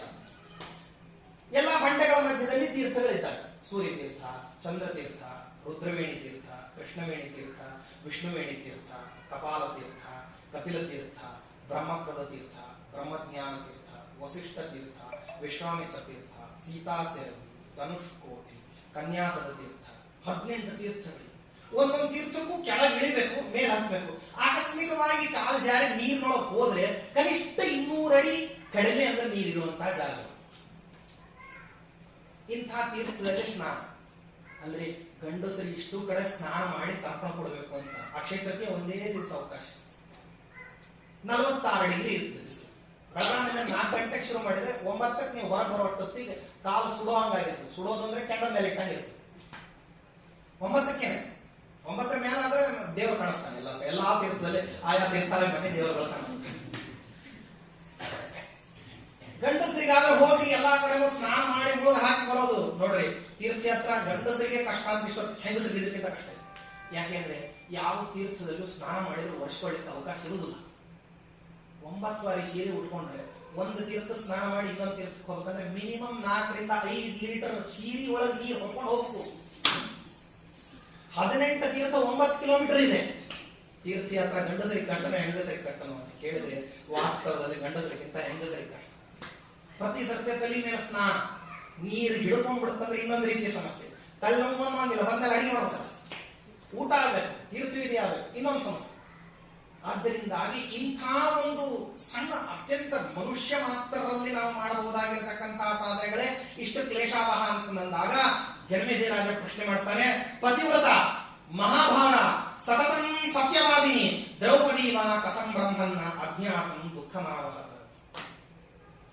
ಪತಿವ್ರತ ಸ್ತ್ರೀ ಮಹಾಭಾಗ್ಯವಂತೆ, ಮತ್ತೆ ಸತತವಾಗಿ ಸತ್ಯವನ್ನು ಮಾತ್ರ ಮಾತಾಡಬೇಕು. ಇಂಥವ್ರು ಈ 3 ವಿಶೇಷಣ ದ್ರೌಪದಿ ದೇವಿಗೆ ಕೊಟ್ಟು ಕೇಳಿದೆ. ಪಾತಿವ್ರತ್ಯ ಬಹಳ ಕಷ್ಟ. ಸಣ್ಣ ಸಣ್ಣ ಧರ್ಮಗಳು ಕೂಡ ಏನಾಗ್ತಾವೆ ಅಂದ್ರೆ ಪತಿವ್ರತ ಸ್ತ್ರೀಗೆ ತುಂಬಾ ಶ್ರಮವಾದಂತ. 2 ಹಾಕೊಳ್ಳಿಕ್ ನಿಯಮ, ಉಗುರು ತೆಕ್ಕೊಳ್ಳಿಕ್ ನಿಯಮ, ಬಟ್ಟೆ ಉಡ್ಲಿಕ್ ನಿಯಮ, ಹಳೆ ಬಟ್ಟೆ ಬಿಚ್ಚಲಿಕ್ ನಿಯಮ, ಹೊಸದನ್ನ ಉಡ್ಲಿಕ್ ನಿಯಮ, ಕಾಲದ ನಿಯಮ, ದೇಶದ ನಿಯಮ, ಏಳ್ಲಿಕ್ ನಿಯಮ, ಕೂಡ್ಲಿಕ್ ನಿಯಮ, ಬರೋರ್ ನಿಯಮ, ಹೋಗೋರ್ ನಿಯಮ, ಊಟದ ನಿಯಮ, ಬಂದವರಿಗೆ ಹಾಕ್ಬೇಕಾಗಿರ್ತಕ್ಕಂತಹ ಅನಿವಾರ್ಯತೆ, ಎದ್ದವರು, ಕೂತವರು, ಹೊಡೆದವರು, ಹೊತ್ತವರು, ಹೆರವರು, ಈಗಿನ ಕಾಲಕ್ಕೆಲ್ಲ ಇದೆಲ್ಲ ಹೋಗ್ತಿದೆ. ಅದನ್ನು ಕೂಡ ಹೇಳ್ತಾ ಇದ್ದೀನಿ. ಹೆಣ್ಮಗಳು ಅಂತಂದಾದವಳಿಗೆ ಇಷ್ಟು ಬೇಕಾದಷ್ಟು ಇರ್ತದಂತೆ. ಇಷ್ಟನ್ನು ಕೂಡ ನೀಗಿಸ್ತಕ್ಕಂತಹ ಒಬ್ಬ ಹೆಣ್ಮಗಳಿಗೆ ಪತಿವ್ರತ ಸ್ತ್ರೀ ಗಂಡನ ಮನೆ ಯಾವುದೇ ವಿಧವಾಗಿರ್ತಕ್ಕಂತಹ ಆಚಾರ ಸಂಪತ್ತಿ ತುಟಿತ ಆಗದೇ ಇರೋ ಹಂಗೆ ಹೆಣ್ಣಾದವಳು ನಡೆಸ್ಕೊಂಡು ಹೋಗ್ಬೇಕು. ಇಷ್ಟು ನಡೆಸ್ತಕ್ಕಂತಹ ಪಾತಿವ್ರತ್ಯದ ಜೊತೆಗೆ ಇನ್ನೂ ಪಾರಮಾರ್ಥಿಕವಾದಂತಹ ಅನೇಕ ನಿಯಮಗಳು. ಅನ್ನ ಆಹಾರಗಳನ್ನು ತಿನ್ನೋದ್ರ ಸಂದರ್ಭದಲ್ಲಿ ಎಷ್ಟು ಹೇಳ್ತಾರೆ ಶಾಸ್ತ್ರದಲ್ಲಿ ಅಂತಂದ್ರೆ, ಹೆಣ್ಮಕ್ಳು ಊಟಕ್ಕೆ ಕೂತ ಗಂಡಸರು ಬಡಿಸ್ಲಿಕ್ಕೆ ಹೋಗ್ಬೇಡ್ರಿ, ಗಂಡ ಬಡಿಸ್ಬೇಡ್ರಿ ಅಂತ ಹೇಳ್ತಾರೆ. ಯಾಕೆಂದ್ರೆ ಸಂಕೋಚ ಇರ್ತದೆ, ಇನ್ನೇನ್ ಬೇರೆದಿಲ್ಲ. ಕೆಲವು ಸತ್ತ ಉಳಿದಿರೋದೇ ಇಲ್ಲ ಪದಾರ್ಥ. ಈ ಗಂಡಸರು ನೋಡಿ ಮೈ ಮೇಲೆ ತುಗುರಿಲ್ಲದೆ ಇದ್ದು ಊಟಕ್ಕೆ ಹಾಕ್ಬಿಡು. ಯಾರೋ ಊಟಕ್ಕೆ ಬಂದ್ರೆ ನೀವು ಎದ್ದೇಳ್ರಿ, ಎಬ್ಬಿಸ್ಬಿಡೋದಲ್ಲ. ಯಾಕೆ ಅವ್ ಬಂದು ಊಟ ಮಾಡಿ ಹೋದ್ರೆ ನಾನು ವಿಗಸಾಶಿ ಆಗ್ಬಿಡ್ತೀನಿ, ನನಗ್ ಪುಣ್ಯ ಬಂದ್ಬಿಡ್ತದೆ ಅಂತ ಗಂಡಸ್ ತಂತ ಸಾಧನೆಯನ್ನು ಯೋಚನೆ ಮಾಡ್ಕೊಂಡು ಬಂದಿಲ್ಲ ಊಟಕ್ಕೆ ಹೇಳ್ರಿ. ಅಲ್ಲ ನಿಮ್ ಮನೆಯವರು ಆಕೆ ಇನ್ನೊಂದು ಗಿಡಗೋದವ್ರು ಬಿಡ್ರಿ, ನೀವು ಊಟಕ್ಕೆ ಕೊಡ್ರಿ, ಕೂಡಿಸ್ಬಿಡೋದು, ಊಟಕ್ಕೆ ಹಾಕ್ಬಿಡೋದು. ಉಳಿದ್ರೆ ಊಟ, ಉಳಿದೇ ಇದ್ರೆ ಖಾಲಿ ಹತ್ತಿ ನೀರು. ತಡ ಆಗೋಗ್ಬಿಟ್ಟಿತ್ತು, ಇನ್ನು ಸಮಯ ಆಗೋಗ್ಬಿಟ್ಟಿದೆ, ಇನ್ನೂ ಊಟ ಮಾಡ್ಕೊಂಡು ಇನ್ನು ಸಾರಣಿ ಕಾರಣಿ ತೊಳಿ ಬಳಿ ಮತ್ತೆ ಬೆಳಗ್ಗೆ ಎದ್ದೇಳು. ಇದೆಲ್ಲ ದೇವರ ಕಾರ್ಯಕ್ರಮ. ಅನ್ನಕ್ಕ ಇಟ್ಕೊಳ್ಳೋದು ಬೇಡ, ತಮ್ಗಿ ಬರ್ತಿ ನೀರು ಕುಡಿದ್ಬಿಟ್ಟು ಮಲಿಬೋದು. ಇಂಥ ನೀರು ಕುಡಿಯುವಂತಹ ಪ್ರಸಂಗಗಳು ಬೇಕಾದಷ್ಟು ಬರ್ತಾವಂತೆ. ಅತಿಥಿ ಅಭ್ಯಾಗತರ ಸತ್ಕಾರ ಗೃಹಸ್ಥಾಶ್ರಮಿಯಾದವರಿಗೆ ಶಾಸ್ತ್ರ ಏನ್ ಹೇಳ್ತದಲ್ಲ, ಆ ಅಭ್ಯಾಗತರ ಸತ್ಕಾರ, ಅತಿಥಿಯ ಸತ್ಕಾರ ಅಂತ ಅನ್ನೋದು ನಡೆಯೋದು ಪುರುಷನ ಮಹಿಮೆಯಿಂದಲ್ಲ. ಸ್ಕಂದ ಪುರಾಣದ ರೇವಾಖಂಡದಲ್ಲಿ ಒಂದು ಕಡೆಗೆ ಅಗಸ್ತ್ಯ ಮಹಾಮಹಿಮೆಯನ್ನು ವರ್ಣನ ಮಾಡುತ್ತಾ ಇಂದ್ರದೇವರು ಒಂದು ಮಾತು ಹೇಳ್ತಾರೆ. ಅಗಸ್ತ್ಯರಿಗೆ ಬಂದು ಹೇಳ್ತಾರೆ, ಅಗಸ್ತ್ಯ ಏನ್ ನಿಮ್ ಪಾಠ ಕೋರ್ಸನ, ಏನ್ ಅದ್ಭುತ, 1000 ಜನ ಶಿಷ್ಯರು, 8 ಜನರಿಗೆ ಪರಮಾತ್ಮ ಮಹಿಮಾವನ್ನು ಹೇಳ್ಬಿಟ್ರಿ, ಎಂತೆಂಥ ಲೋಕೋತ್ತರರಾದಂತಹ ವ್ಯಕ್ತಿಗಳಿದ್ದಾರೆ ನಿಮ್ ಶಿಷ್ಯರು. ಅಷ್ಟಕ, ಪ್ರತರ್ಧನ, ಉಸ್ಮಾನಸ, ಶಿಬಿ, ಒಬ್ರೆ ಇಬ್ರೆ ಲೋಕೋತ್ತರರಾಗಿರ್ತಕ್ಕಂಥ ಪ್ರಾತಸ್ಮರಣೀಯರಾದಂತಹ ಪುಣ್ಯ ಕೀರ್ತಿಶಾಲಿಗಳಾದಂತಹ ರಾಜಗಳೆಲ್ಲ ನಿಮ್ ಶಿಷ್ಯರಿದ್ದಾರೆ ಸ್ವಾಮಿ, ಏನು ಮಹಿಮಾ ಅಂತಂದಂತೆ. ಅಗಸ್ತ್ಯ ಕೇಳ್ತಾ ಇಂದ್ರದೇವರು ಒಂದು ಸ್ತೋತ್ರ ಮಾಡ್ತಿದ್ದಾರೆ ಅಂದ್ರೆ ಏನು, ಇವರು ಋಷಿಗಳು, ಅವ್ರು ಇಂದ್ರದೇವರು ಅವ್ರು ಸ್ತೋತ್ರ ಮಾಡ್ತಿದ್ದಾರೆ ಅಂತ ಕೇಳ್ತಾ ಕೊಡ್ತಿದ್ದಂತೆ. ಆದ್ರೆ ನನಗನ್ನಿಸ್ತದೆ ಇದೆಲ್ಲ ನಿಮ್ ತಪಸ್ಸಿನ ಬಲದಿಂದ ಅಲ್ಲ, ನಿಮ್ ಹೆಂಡತಿದ್ದಾಳಲ್ಲ ಲೋಪಾಮಿತ್ರ ಹಾಕಿ. ಅಗಸ್ತ್ಯರು ಸ್ವಲ್ಪ ನಿಧಾನಾಗಿ ಇಂದ್ರದೇವರಿಗೆ ಯಾಕೆ ಅಂತ ಹಿಂಗ ಪ್ರಶ್ನೆ ಮುಖ ನೋಡಿದಂತೆ. ಯಾಕೆ ಅಂದ್ರೆ ನಿಮ್ ಹೆಂಡತಿ ಎಂಥ ಪತಿವ್ರತ ಸ್ತ್ರೀ ಅಂತಂದ್ರೆ, ನೀವು ಒಂದ್ ದಿವಸನೂ ಯಾವ ಪದಾರ್ಥನೂ ತಂದು ಹಾಕಿಲ್ಲ, ಆದ್ರೂ ಆಕಿ ಯಾವ ಪದಾರ್ಥನೂ ತಂದಿಲ್ಲ ಅಂತ ಹೇಳೇ ಇಲ್ಲ. ಪದಾರ್ಥ ಇಲ್ಲ ಅಂತ ಅನ್ಬಾರ್ದಂತೆ. ಎಷ್ಟು ನಿಯಮಗಳು, ಈ ಪದಾರ್ಥ ಮನೆಯಲ್ಲಿಲ್ಲ ಅಂತ ಅನ್ಬಾರ್ದು. ಸಾಂಪ್ರದಾಯಿಕವಾಗಿರ್ತಕ್ಕಂಥ ನಿಯಮ ಇದೆ, ಧರ್ಮಶಾಸ್ತ್ರದ ಸೂಕ್ಷ್ಮಗಳು. ಈ ಪದಾರ್ಥ ತುಂಬಿದೆ, ಹೇಳೋ ಕ್ರಮ ಹೆಂಗೆ? ಸಕ್ಕರೆ ತರಬೇಕು, ಇಲ್ಲ ಅಂತ ಹೇಳೋದು. ಪದಾರ್ಥ ಇಲ್ಲ ಅಂತ ಹೇಳಿದ್ರೆ ಅದೊಂಥರ ವಾಗತ್ಯ ಅಂತಾರಲ್ಲ, ವಾಗತ್ಯ ಅಲ್ಲ, ಶಾಸ್ತ್ರ ರೀತಿಯ ವಿರುದ್ಧ. ತುಂಬಿರೋ ಮನೆ ಅಂತ ಹೇಳಿ ಮಾತಾಡ್ತಕ್ಕಂಥದ್ದೇ ಆ ರೀತಿ ಮಾತಾಡಬಾರ್ದು. ಇಲ್ಲ ಅಂತ ಹೇಳಬಾರ್ದು. ಇದನ್ನ ತಗೊಂಬನ್ರಿ, ಕೇಳೋರಿಗೂ ಅದ್ರ ಸೂಕ್ಷ್ಮ ಗೊತ್ತಾಗಬೇಕು. ತಗೊಂಬರ್ರಿ ಅಂತ ಕೇಳ್ತಿದ್ದಾರೆ ಅಂದ್ರೆ ತಂದಿದ್ದೆ ಏನಾಯ್ತು ಅಂತ ಕೇಳಬಾರ್ದು. ತರಬೇಕು ಅಂದ ತಕ್ಷಣ ಸುಮ್ಮನೆ ತರಬೇಕಂತ ಒಂದ ತಿಳ್ಕೊಂಡು ತರಬೇಕು. ಇಲ್ಲಿಲ್ಲ ಅಂದ್ರೆ ಹೇಳಿದ್ಮೇಲೆ ಅದನ್ನು ತರಬೇಕು. ಯಾಕೆ ಅಂತ ಪ್ರಶ್ನೆ ಮಾಡಬಾರ್ದು. ಇದನ್ನೆಂದು ನಿಮಗೆ ಹೇಳೇ ಇಲ್ಲ, ಸಾಸಿವೆ ಇಲ್ಲ, ಹಿಂಗಿಲ್ಲ, ಮೆಂತ್ಯ ಇಲ್ಲ, ಪದಾರ್ಥಗಳಿಲ್ಲ, ಬಂದಿದ್ದಾರೆ ಉಚ್ಚಾರ ಮಾಡಬೇಕು, ಒಂದ್ ದಿವಸನೂ ಹೇಳಿಲ್ಲ. ತತ್ವಾಭಿಮಾನಿ ದೇವತೆಗಳಾದಂತಹ ನಾವುಗಳು ದಿನನಿತ್ಯ ನಿಮ್ ಸುತ್ತಲೂ ಇಲ್ಲೇ ಇಲ್ಲ, ನಿಮ್ ಹೆಂಡತಿ ಸುತ್ತಲೂ ನಾವು ನಿಂತಿರ್ತಿದ್ವಿ. ಏನಾರ ಆಕಸ್ಮಿಕವಾಗಿ ಒಂದಷ್ಟು ಸಿಟ್ಟು, ಸೆಡವು, ಲೋಪ, ದೋಷ, ಕೋಪ, ಅಸಹನೆ, ಕೋಪತಾಪಗಳು, ಎಂದಾರ ಒಂದ್ ದಿವಸ ಪಾತ್ರೆಗಳ ಜೊತೆಗೆ ಯುದ್ಧ, ಪಾತ್ರ ಕುರುಕ್ಷೇತ್ರ ಅಂತ ಒಂದಿದೆ, ಗೊತ್ತಿಲ್ಲಲ್ಲ? ತಲೆಗಿಲಿ ಎಲ್ಲರ ಬೋರ್ ಬಂದಿದ್ದ ನೆನಪು ಮಾಡ್ಕೊಡ್ರಿ, ಎಂದಾರ ಆಗಿರ್ತೇನೋ ಅಂತ ಹೇಳಿ. ಅಂಥದ್ದು ಯಾವುದೂ ನಡೆಯದೇ ಇರೋ ಹಂಗೆ, ಒಂದು ಸ್ವಲ್ಪವೂ ಮನಸ್ಸಿನ ಕಾಲುಷ್ಯವನ್ನ ತಂದುಕೊಳ್ಳದೆ ಇರೋ ಹಂಗೆ ನಿಮ್ಮ ಹೆಂಡತಿ ತೋರಿಸಿರ್ತಕ್ಕಂತಹ ಪಾತಿವ್ರತ್ಯದ ಮಹಾಮಹಿಮೆಯಿಂದ ನಿಮ್ಮ ಪಾಠ ಪ್ರವಚನ ಇಷ್ಟು ಚೆನ್ನಾಗಿ ನಡೀತಾ ಇದೆ ಅಂತ ವರ್ಣನೆ ಮಾಡಿ. ಇದು ಲೋಪಾಮುದ್ರೆಯ ಸಾಮರ್ಥ್ಯ ಅಂತ ಆದ್ರೆ, ಲೋಪಾಮುದ್ರೆಯಕ್ಕಿಂತಲೂ ಕೋಟಿ ಪಟ್ಟು ಸಾಮರ್ಥ್ಯವತಿಯಾಗಿರ್ತಕ್ಕಂಥ ದ್ರೌಪದಿ ದೇವಿ ಪತಿವ್ರತಾ ಸ್ತ್ರೀ. ಇದರ ಮೇಲೆ ಮಹಾಭಾಗ್ಯವಂತ ಕೈ ಹಿಡಿದಿದ್ದು 5 ಜನ ಲೋಕೋತ್ತರರಾಗಿರ್ತಕ್ಕಂಥ ವೀರಪುರುಷರನ್ನ.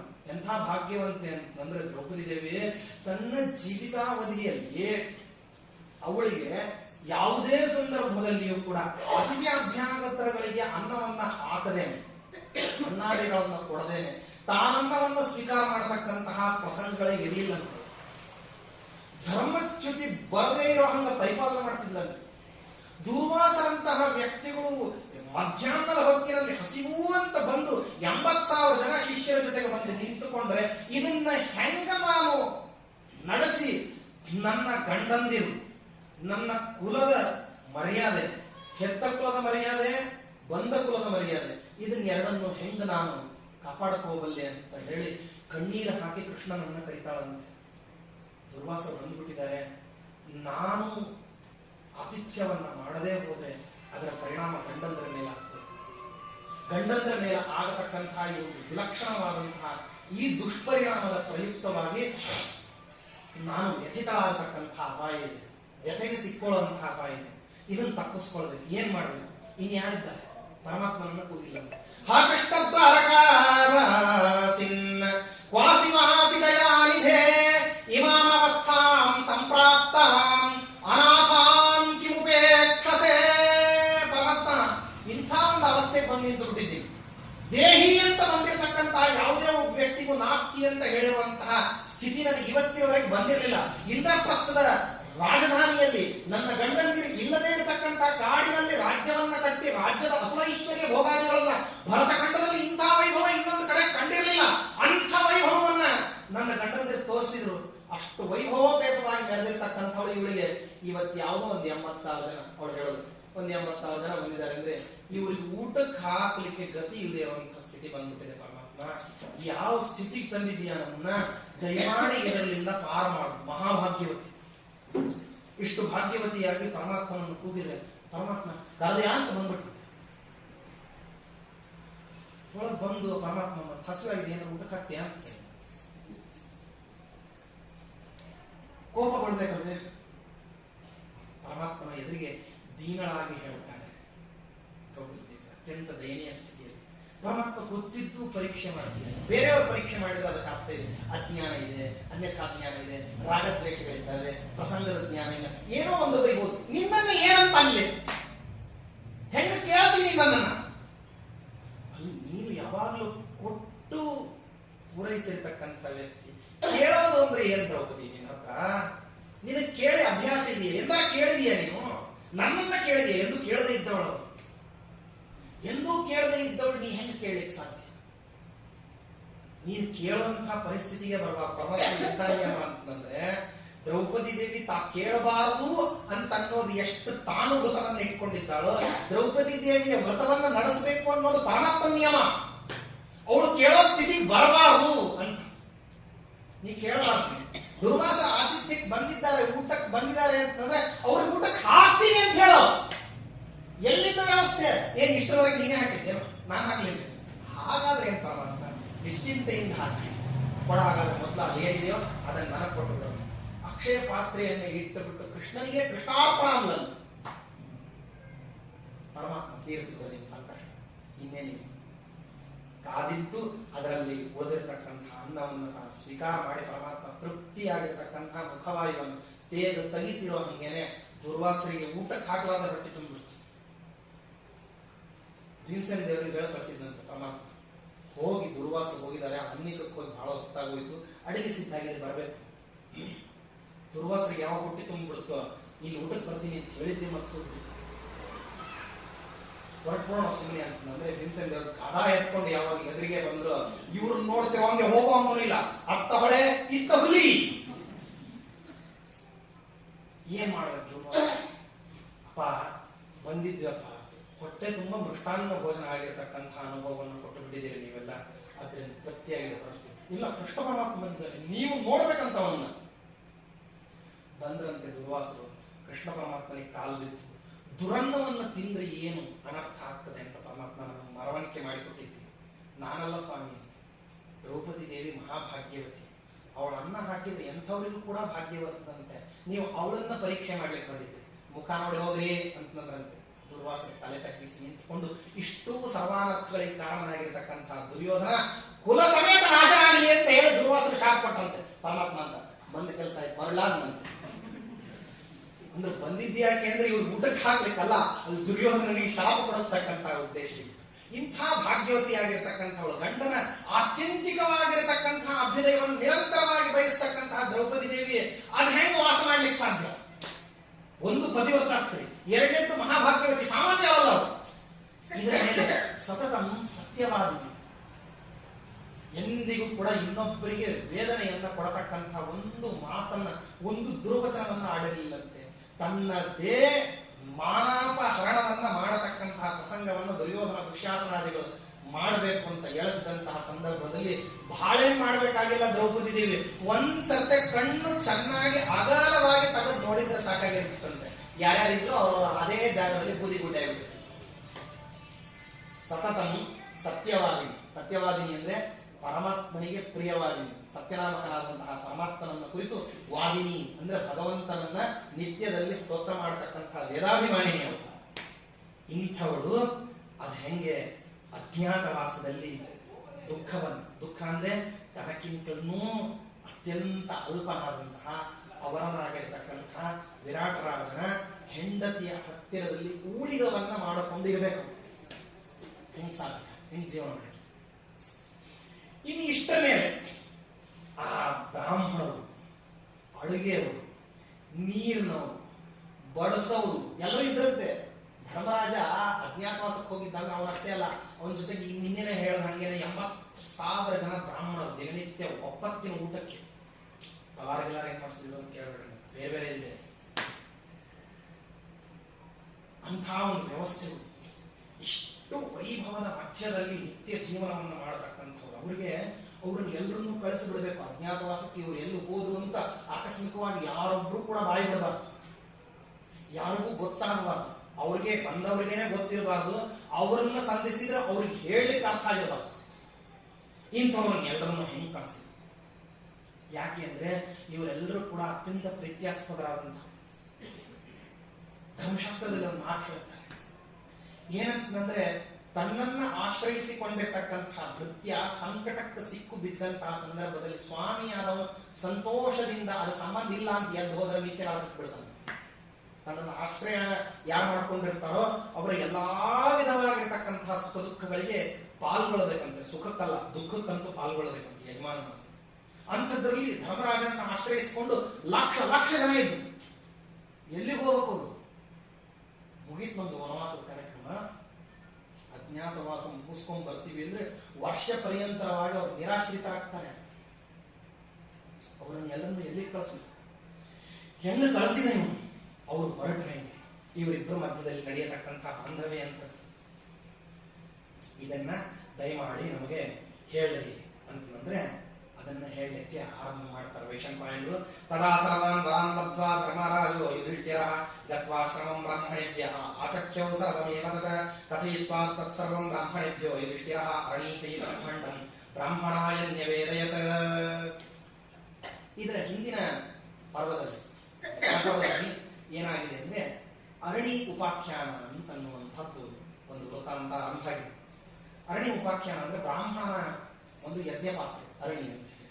ಆ ಯಜ್ಞ ಪಾತ್ರ ಏನಾಗಿದೆ, ಆ ಯಜ್ಞ ಪಾತ್ರ ಕಟ್ಟಿಗೆ ಅದು ಏನಾಗಿದೆ ಅಂದ್ರೆ ಒಂದು ಸಾರಂಗ ಮೃಗದ ಕೋಡಿಗೆ ಸಿಕ್ಕಾಕೊಂಡು ಆ ಸಾರಂಗ ಮೃಗ ಓಡಿ ಹೋಗ್ತಿರೋಣ, ಅದನ್ನ ತರಬೇಕು ಅಂತ ಮತ್ತೆ ಭೀಮಾರ್ಜುನರನ್ನ ಎಲ್ಲರನ್ನೂ ಕೂಡ ಬ್ರಾಹ್ಮಣರ ಕೇಳ್ಕೊಳ್ಳೋಣ, ಅದನ್ನ ತರಬೇಕು ಅಂತ ಹೊರಟು ಯಕ್ಷನಿಂದ ನಿಯಂತ್ರಿತವಾದಂತಹ ಒಂದು ಸರೋವರ ಬಂದು ಅಲ್ಲಿ ಮತ್ತೆ ಅವನು ತಾನು ಕೇಳಿರುವಂತಹ ಪ್ರಶ್ನೆಗಳಿಗೆ ಉತ್ತರ ಕೊಡುವಂತಾಗ ಬೇರೆಯವರು ಯಾರು ಉತ್ತರ ಕೊಡದೇ ಇದ್ದಾಗ ಧರ್ಮರಾಜ ಉತ್ತರ ಕೊಟ್ಟು ಆ ಅರಣಿಯನ್ನು ಸಂಪಾದನೆ ಮಾಡಿಕೊಂಡು ಬಂದಿರತಕ್ಕಂತಹ ಕಥಾ ಹಿಂದೆ ಬಂದಿದೆ. ವಾಸ್ತವದಲ್ಲಿ ಅಲ್ಲಿ ಭೀಮಸೇನ ದೇವರ ಜೀವೋತ್ತಮತ್ವದ ವಾದ ಅಂತ ಅನ್ನೋದು ಈ ಪರ್ವದಲ್ಲಿ ಹಿಂದಿನ ಕೊನೆಯ ಅಧ್ಯಾಯದಿಂದಲೇ ಈ ಅರಣಿ ಉಪಾಖ್ಯಾನದಿಂದಲೇ ಆರಂಭ ಆಗ್ತದೆ. ಅಲ್ಲಿ ಯಾಕೆ ಉತ್ತರ ಕೊಡ್ಲಿಲ್ಲ, ಇದರಿಂದ ಜೀವೋತ್ತಮತ್ವ ಹೆಂಗ್ ಸಾಧಿತ ಆಯಿತು ಅನ್ನುವಂತಹ ವಿಷಯದ ಉಪಸ್ಥಾಪನೆ ಎಲ್ಲ ಅಲ್ಲಿ. ಆ ತಂದಿರತಕ್ಕಂತಹ ಅರಣಿಭಂಡವನ್ನ ಏನ್ ಮಾಡಿದ್ದಾನೆ ಅಂದ್ರೆ ಧರ್ಮರಾಜ ಬ್ರಾಹ್ಮಣರಿಗೆ ಕೊಟ್ಟುಬಿಟ್ಟು ಇದನ್ನ ತಗೊಂಡು ನೀವು ಇನ್ನು ಹೊರಡಬೇಕು, ನಮಗೆ ಏನ್ ಮಾಡಬೇಕು ಅಂದ್ರೆ ಅಜ್ಞಾತವಾಸಕ್ಕೆ ಅನುಜ್ಞಾವನ್ನ ಕೊಡಬೇಕು ಅಂತ ಕೇಳ್ತಾರೆ. ಅಜ್ಞಾತವಾಸಕ್ಕೆ ಅನುಜ್ಞಾ ಕೊಡೋದು ಅಂದ್ರೆ ನಾವಿನ್ ಮುಂದೆ ಪ್ರಚ್ಛನ್ನರಾಗಿರ್ತೀವಿ, ನಾವು ಸುಗುಪ್ತರಾಗಿರ್ತೀವಿ, ನಾವೆಲ್ಲಿರ್ತೀವಿ ಅಂತ ಅನ್ನೋದು ನಿಮಗೂ ಗೊತ್ತಾಗೋದಿಲ್ಲ, ನಿಮಗೂ ಗೊತ್ತಾಗಬಾರ್ದು. ಆ ರೀತಿಯಲ್ಲಿ ನಾವು ಹೋಗ್ತೀವಿ. ಯಾಕಂದ್ರೆ ಆಕಸ್ಮಿಕವಾಗಿ ದುರ್ಯೋಧನನ ಕಡೆಯವರು ಯಾರಾದರೂ ನಿಮ್ಮನ್ನ ಸಂಧಿಸಿದ್ರೆ ಇಂಥಲ್ಲಿದ್ದಾರೆ ಅಂತ ಹೇಳಿ ನೀವು ಆಕಸ್ಮಿಕವಾಗಿ ಬಾಯಿ ಬಿಡತಕ್ಕಂತಹ ಅಪಾಯ ಇದೆ.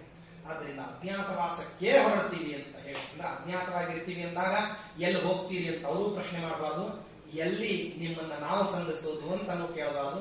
ನಮ್ದೆಲ್ಲ ಮುಗಿತಿರೋ ಹಾಗೆ ನಾವೇ ಬಂದು ನಿಮ್ಮನ್ನ ಏನ್ ಮಾಡ್ತೀವಿ ಪುನಃ ಸೇರ್ಕೊಳ್ತೀವಿ ಅಂತ ಧರ್ಮರಾಜ ಅಂದ್ರೆ ನೀವು ನಮ್ಮನ್ನೆಲ್ಲೇ ಕಾಣ್ತೀರಿ ಅಂತ ಅವ್ರಿಗೂ ಪ್ರಶ್ನೆ ಉಳಿದಿರಬಾರ್ದು. ಅಷ್ಟು ಪ್ರಶ್ನೆಗಳಿಗೆ ಉತ್ತರವನ್ನು ಕೊಟ್ಟು ಬ್ರಾಹ್ಮಣರ ಹತ್ತಿರದಲ್ಲಿ ವೇದೋಕ್ತವಾಗಿರತಕ್ಕಂತಹ ಆಶೀರ್ವಾದವನ್ನ ಪಡೆದು ಅರ್ಜುನ, ಭೀಮಸೇನ ದೇವರು, ನಕುಲ, ಸಹದೇವ ಮತ್ತು ಪುರೋಹಿತರಾಗಿರ್ತಕ್ಕಂತಹ ಧೌಮ್ಯಾಚಾರ್ಯ ಈ 5 ಜನರ ಜೊತೆಗೆ ದ್ರೌಪದಿ ದೇವಿಯನ್ನು ಸೇರಿಸಿಕೊಂಡು ಏನ್ ಮಾಡ್ತಾನೆ ಅಂದ್ರೆ ಅಲ್ಲಿಂದ ಹೊರಟು ಸುದೂರಕ್ಕೆ ಬಂದು ಏನ್ ಮಾಡ್ತಾನೆ ಅಂದ್ರೆ ಅಲ್ಲಿ ಕೂತ್ಕೊಂಡು ಮಂತ್ರಾಲೋಚನೆಯನ್ನು ಆರಂಭ ಮಾಡ್ತಾನೆ. ಆವಾಗ ಅರ್ಜುನಾದಿಗಳು ಎಲ್ಲರೂ ಕೂಡ ಯಾವ ದೇಶದಲ್ಲಿ ಅಜ್ಞಾತವಾಸವನ್ನು ಎಲ್ಲೋ ದೂರದ ಪ್ರಾಂತ್ಯದಲ್ಲಿ ಮಾಡೋ ಹಾಗಿಲ್ಲ. ಅಜ್ಞಾತವಾಸ ಕೆಲವು ನಿಯಮಗಳನ್ನ ದುರ್ಯೋಧನ ಹಾಕಿರ್ತಾನೆ. ಏನಂದ್ರೆ ಹಸ್ತಿನಾವತಿಗೆ ಅತಿ ಹತ್ತಿರದ ಜಾಗದಲ್ಲಿ ಅಜ್ಞಾತವಾಸವನ್ನು ಮಾಡಬೇಕು. ಆ ಅಜ್ಞಾತವಾಸದಲ್ಲಿ ನೀವು ಏನಾಗಬಾರ್ದು ಅಂದ್ರೆ ವ್ಯಕ್ತರಾಗಬಾರದು ಕಾಲಾವಧಿಯಲ್ಲಿ ಅಂತ ಅನ್ನೋದು ದುರ್ಯೋಧನ ನಿಯಮಗಳಿರ್ತವೆ. ಆ ನಿಯಮಕ್ಕನುಸಾರವಾಗಿ ಯಾವ ದೇಶದಲ್ಲಿ ವಾಸ ಮಾಡಬಹುದು ಅಂತ ಅವನ ಪ್ರಶ್ನೆಗಳು. ಆ ಪ್ರಶ್ನೆಗಳಿಗೆ ಯಾವ ದೇಶ ಸೂಕ್ತವಾಗಿದೆ. ಯಾಕಂದ್ರೆ ಒಂದು ದೇಶಕ್ಕೆ ಹೋಗಿ ವಾಸ ಮಾಡಬೇಕು ಅಂದ್ರೆ ನಮ್ಮ ಧರ್ಮಗಳನ್ನ ಹೇಗೆ ನಾವು ಚೆನ್ನಾಗಿ ನಡೆಸ್ಕೊಳ್ಬಹುದು ಅಂತ ಅನ್ನೋದೇ ಮೊದಲನೇದಾಗಿರ್ತಕ್ಕಂಥ ಪ್ರಶ್ನೆ. ಹಿಂದಿನ ಕಾಲಕ್ಕೆಲ್ಲ ಈ ಕಡೆ ಬಿಟ್ಟು ಇನ್ನೊಂದ್ ಕಡೆ ಹೋಗಿರ್ತೀವಿ ಅಂದ್ರೆ ಅಲ್ಲಿ ಸುಖದಿಂದ ಹೇಗಿರ್ತೀವಿ ಅಂತಲ್ಲ, ನಮ್ಮ ಧರ್ಮಗಳನ್ನ ಅನುಷ್ಠಾನ ಮಾಡ್ಲಿಕ್ಕೆ ಅಲ್ಲಿ ಎಷ್ಟು ಅನುಕೂಲ ಇದೆ, ನಮ್ಮ ಧರ್ಮಾಚರಣೆ ಅಲ್ಲಿ ನಿರಂತರವಾಗಿ ನಡೀತದೋ ಹೇಗೆ ಅಂತ ಅನ್ನೋದನ್ನ ವಿವೇಕಕ್ಕೆ ಒಳಪಡಿಸ್ತಕ್ಕಂಥ ಜನ, ಅದರಲ್ಲಿ ಈ ವರ್ಗದವರು ಇನ್ನೂ ಉತ್ತಮವಾದಂತಹ ಸಾಧನೆಯನ್ನು ಮಾಡತಕ್ಕಂಥವ್ರು, ತಾವು ಸಾಧನೆ ಮಾಡೋದ್ರ ಮೂಲಕವಾಗಿ ಸುತ್ತಲಿನ ಜನರಿಗೂ ಕೂಡ ಅದರ ಅದ್ಭುತವಾದಂತಹ ಫಲ ಸಿಗಬೇಕು ಅಂತನ್ನುವಂತಹ ಉದ್ದೇಶದಿಂದ ಯಾವ ದೇಶಗಳು ಅಂತ ನೀವು ಕೇಳೋದು, ಅದಕ್ಕೆ ಉತ್ತರವನ್ನು ಹೇಳಿದ ಮೇಲೆ ಧೌಮ್ಯಾಚಾರ್ಯರು ನೀವೆಲ್ಲರೂ ರಾಜರಿದ್ದೀರಿ, ರಾಜರಾಗಿ ನೀವೇನ್ ಮಾಡಿದ್ದೀರಿ ಅಂದ್ರೆ ಕೆಳಗೆ ಜನರನ್ನ ಸಾಕಿ ಅವರ ಮೇಲೆ ಅಧಿಕಾರ ಮಾಡಿ ಗೊತ್ತಿದೆ. ಆದ್ರೆ ನೀವೇ ಒಂದು ವೇಳೆ ಅಧಿಕಾರ ಮಾಡಿಸ್ಕೊಂಡ್ರೆ ಹೆಂಗಿರ್ತದೆ ಅಂತ ಗೊತ್ತಿಲ್ಲ. ಒಬ್ಬ ರಾಜನ ಹತ್ರ ಇರೋದು ಅಂತ ಅನ್ನೋದು ಬಹಳ ಕಷ್ಟಕರವಾದದ್ದು. ಅದೆಷ್ಟು ಕಷ್ಟಕರವಾದದ್ದು ಅಂತಂದ್ರೆ ಒಂದು ಸುಮ್ಮನೆ ಸಾಮಾನ್ಯವಾದದ್ದನ್ನ ಹೇಳ್ತೀನಿ. ಧೌಮ್ಯಾಚಾರ್ಯ ವಿವರಣೆ ತಂತ್ರದಲ್ಲಿದೆ. ಇತಿಹಾಸದಲ್ಲಿ ಒಂದು ಮಾತು ಹೇಳ್ತಾರೆ. ಏನಂತಂದ್ರೆ ರಾಜಸೇವಾ ಮನುಷ್ಯಾಣ ಅಸಿಧಾರ ಬಲೇಹನಂ ಪಂಚಾನ ಪರಿಷ್ವಂಗ ವ್ಯಾಲಿ ವದನ ಚುಂಬನ. ರಾಜಸೇವೆಯನ್ನು ಮಾಡೋದು ಅಂತಂದ್ರೆ ಎಂಥದ್ದಪ್ಪ ಅಂದ್ರೆ ಅಸಿಧಾರ ವ್ರತ ಮಾಡೋದಂತೆ. ಅಸಿಧಾರ ವ್ರತ ಅಂತಂದ್ರೆ ಹೆಂಡತಿ ಸುಂದರವಾಗಿರತಕ್ಕಂಥವ್ರು, ಕುರುಪಿ ಅಲ್ಲ, ಅಥವಾ ಮದುವೆ ಆದ್ಮೇಲೆ ಬಹಳ ವರ್ಷ ಬಿಟ್ಟ ನಂತರದಲ್ಲಿ ಇವರು ಅವರು 36 ತ್ರಿಷಷ್ಟಿ ಯೋಗದಲ್ಲಿ ಇರುವಂತದ್ದಲ್ಲ, ಸುಂದರವಾದಂತಹ ಹೆಂಡತಿಯನ್ನ ಮಲಗಿಸ್ಕೊಂಡು ಪಕ್ಕದಲ್ಲಿ ಅಂದ್ರೆ ಹೆಂಡತಿಗೂ ತನಗೂ ಮಧ್ಯದಲ್ಲಿ ಒಂದು ಬಿಚ್ಚುಗತ್ತಿಯನ್ನು, ಅಂದ್ರೆ ಆಕಸ್ಮಿಕವಾಗಿ ಅಂದ್ರೆ ಇವ್ರು ಕೈ ಇಟ್ಟರು ಅಂದ್ರೆ ಕತ್ತಿ ಕೈ ಕತ್ತರಿಸ್ತಾರೆ ಅಂತ ಒಂದು ಕತ್ತಿಯನ್ನು ಇಟ್ಟುಕೊಂಡು ಮಲಗಿಕೊಂಡ್ರೆ ಇದನ್ನ ಅಸಿಧಾರಾವೃತ ಅಂತ ಕರೀತಾರೆ. ಇದೊಂದು ಅದ್ಭುತವಾದಂತಹ ವ್ರತ. ಇದನ್ನ ಹಿಂದಕ್ಕೆ ಅಳವಿ ವಿಷ್ಣು ತೀರ್ಥ ಮಾಡಿದ್ರು ಅಂತ ಉಲ್ಲೇಖ ಇದೆ. ಹೇಗೆ ಎಷ್ಟು ನಿಷ್ಠೂರವಾಗಿ ಸಾಂಸಾರಿಕ ಜೀವನವನ್ನು ಮಾಡಬಹುದು ಅಂತ ಹೇಳಿ ತೋರಿಸ್ತಕ್ಕಂಥ ಅದ್ಭುತವಾದಂತಹ ವ್ರತ. ಈ ಅಸಿಧಾರ ವ್ರತವನ್ನ ಮಾಡೋದು ಎಷ್ಟು ಕಷ್ಟವೋ ರಾಜನ ಹತ್ರ ವಾಸ ಮಾಡೋದಷ್ಟ. ಅಥವಾ ಪಂಚಾನನ ಪರಿಶ್ವಂಗ ಹೋಗ್ಬಿಟ್ಟು ಸಿಂಹವನ್ನ ಆಲಿಂಗನ ಮಾಡ್ಕೊಳ್ಳೋದು. ಕಾಡಿನಲ್ಲಿರೋ ಸಿಂಹ, ಎಲ್ಲೋ ಝೂದಲ್ಲಿರೋದಲ್ಲ, ಕಾಡಿನಲ್ಲಿರೋ ಸಿಂಹವನ್ನ ಆಲಿಂಗನ ಮಾಡ್ಕೊಳ್ಳೋದು. ಅಥವಾ ಬುಸುಗುಡುವಂತಹ ಸರ್ಪಕ್ಕೆ ಹೋಗ್ಬಿಟ್ಟು ಮುದ್ದು ಮಾಡೋದು. ಇವೆಲ್ಲ ಕೇಳಿದ್ರೆ ಹಾಸ್ಯಾಸ್ಪದವಾಗಿ ಅನಿಸದಲ್ಲ. ಇಷ್ಟೇ ಹಾಸ್ಯವೂ ಕಠೋರವೂ ನಿತ್ಯ ನಿಷ್ಠೂರವೂ ಆಗಿರತಕ್ಕಂತಹ ಅತ್ಯಂತ ಕಠಿಣವಾದಂತಹ ಕಾರ್ಯಕ್ರಮ ಯಾವುದು ಅಂದ್ರೆ ರಾಜಸೇವಾ. ನಿಮ್ಗೆ ರಾಜರಾಗಿ ಬದುಕಿದೆಯೇ ಹೊರತಾಗಿ ರಾಜನ ಸೇವಾ ಮಾಡಿ ಗೊತ್ತಿಲ್ಲ. ರಾಜನ ಸೇವೆ ಹೇಗೆ ಮಾಡಬೇಕು ಅಂತ ಧೌಮ್ಯಾಚಾರ್ಯರು ತಾವು ವಿಸ್ತಾರವಾದಂತಹ ವರ್ಣನೆಯನ್ನು ಕೊಡ್ತಾರೆ. ಅರ್ಜುನ ತಾನು ಯಾವ್ಯಾವ ದೇಶದಲ್ಲಿ ವಾಸ ಮಾಡಬಹುದು, ಯಾವ ದೇಶ ಅನುಕೂಲಕರವಾಗಿದೆ, ಯಾವುದು ಪ್ರಶಸ್ತವಾಗಿದೆ, ಎಲ್ಲಿ ಧರ್ಮಾಚರಣೆಗೆ ಹೆಚ್ಚು ಅವಕಾಶ ಆಗ್ತದೆ ಅಂತನ್ನುವಂತಹ ವೃತ್ತಾಂತವನ್ನು ಹೇಳೋದು. ಆನಂತರದಲ್ಲಿ ಅವರವರು ಆಯಾ ವೇಷಗಳಿಗೆ ಅನುಸಾರವಾದಂತಹ ಯಾವ ವೇಷದಲ್ಲಿ ತಾವಿರಬೇಕು ಅಂತ ಅನ್ನೋದನ್ನ ಪ್ರಸ್ತಾಪ ಮಾಡತಕ್ಕಂಥದ್ದು. ಎಂತೆಂಥ ವೇಷಗಳು ನಮ್ಮ ನಿತ್ಯ ಧರ್ಮ ಸಾಧನೆಯನ್ನ ತ್ರುಟಿಗೆ ಒಳಪಡಿಸಲಾರದು, ಅಜ್ಞಾತವಾಸಕ್ಕೆ ಬಂಧಕವಾಗಲಾರದು ಅಂತ ಅನ್ನೋದನ್ನ ತೋರಿಸ್ತಾರೆ. ಈ ಎಲ್ಲ ವೃತ್ತಾಂತಗಳನ್ನ ಪುನಃ ನಾಳೆ ನಿಲ್ಲಿಸ್ತಾರೆ. ಶ್ರೀಕೃಷ್ಣ ಸಮಸ್ತ.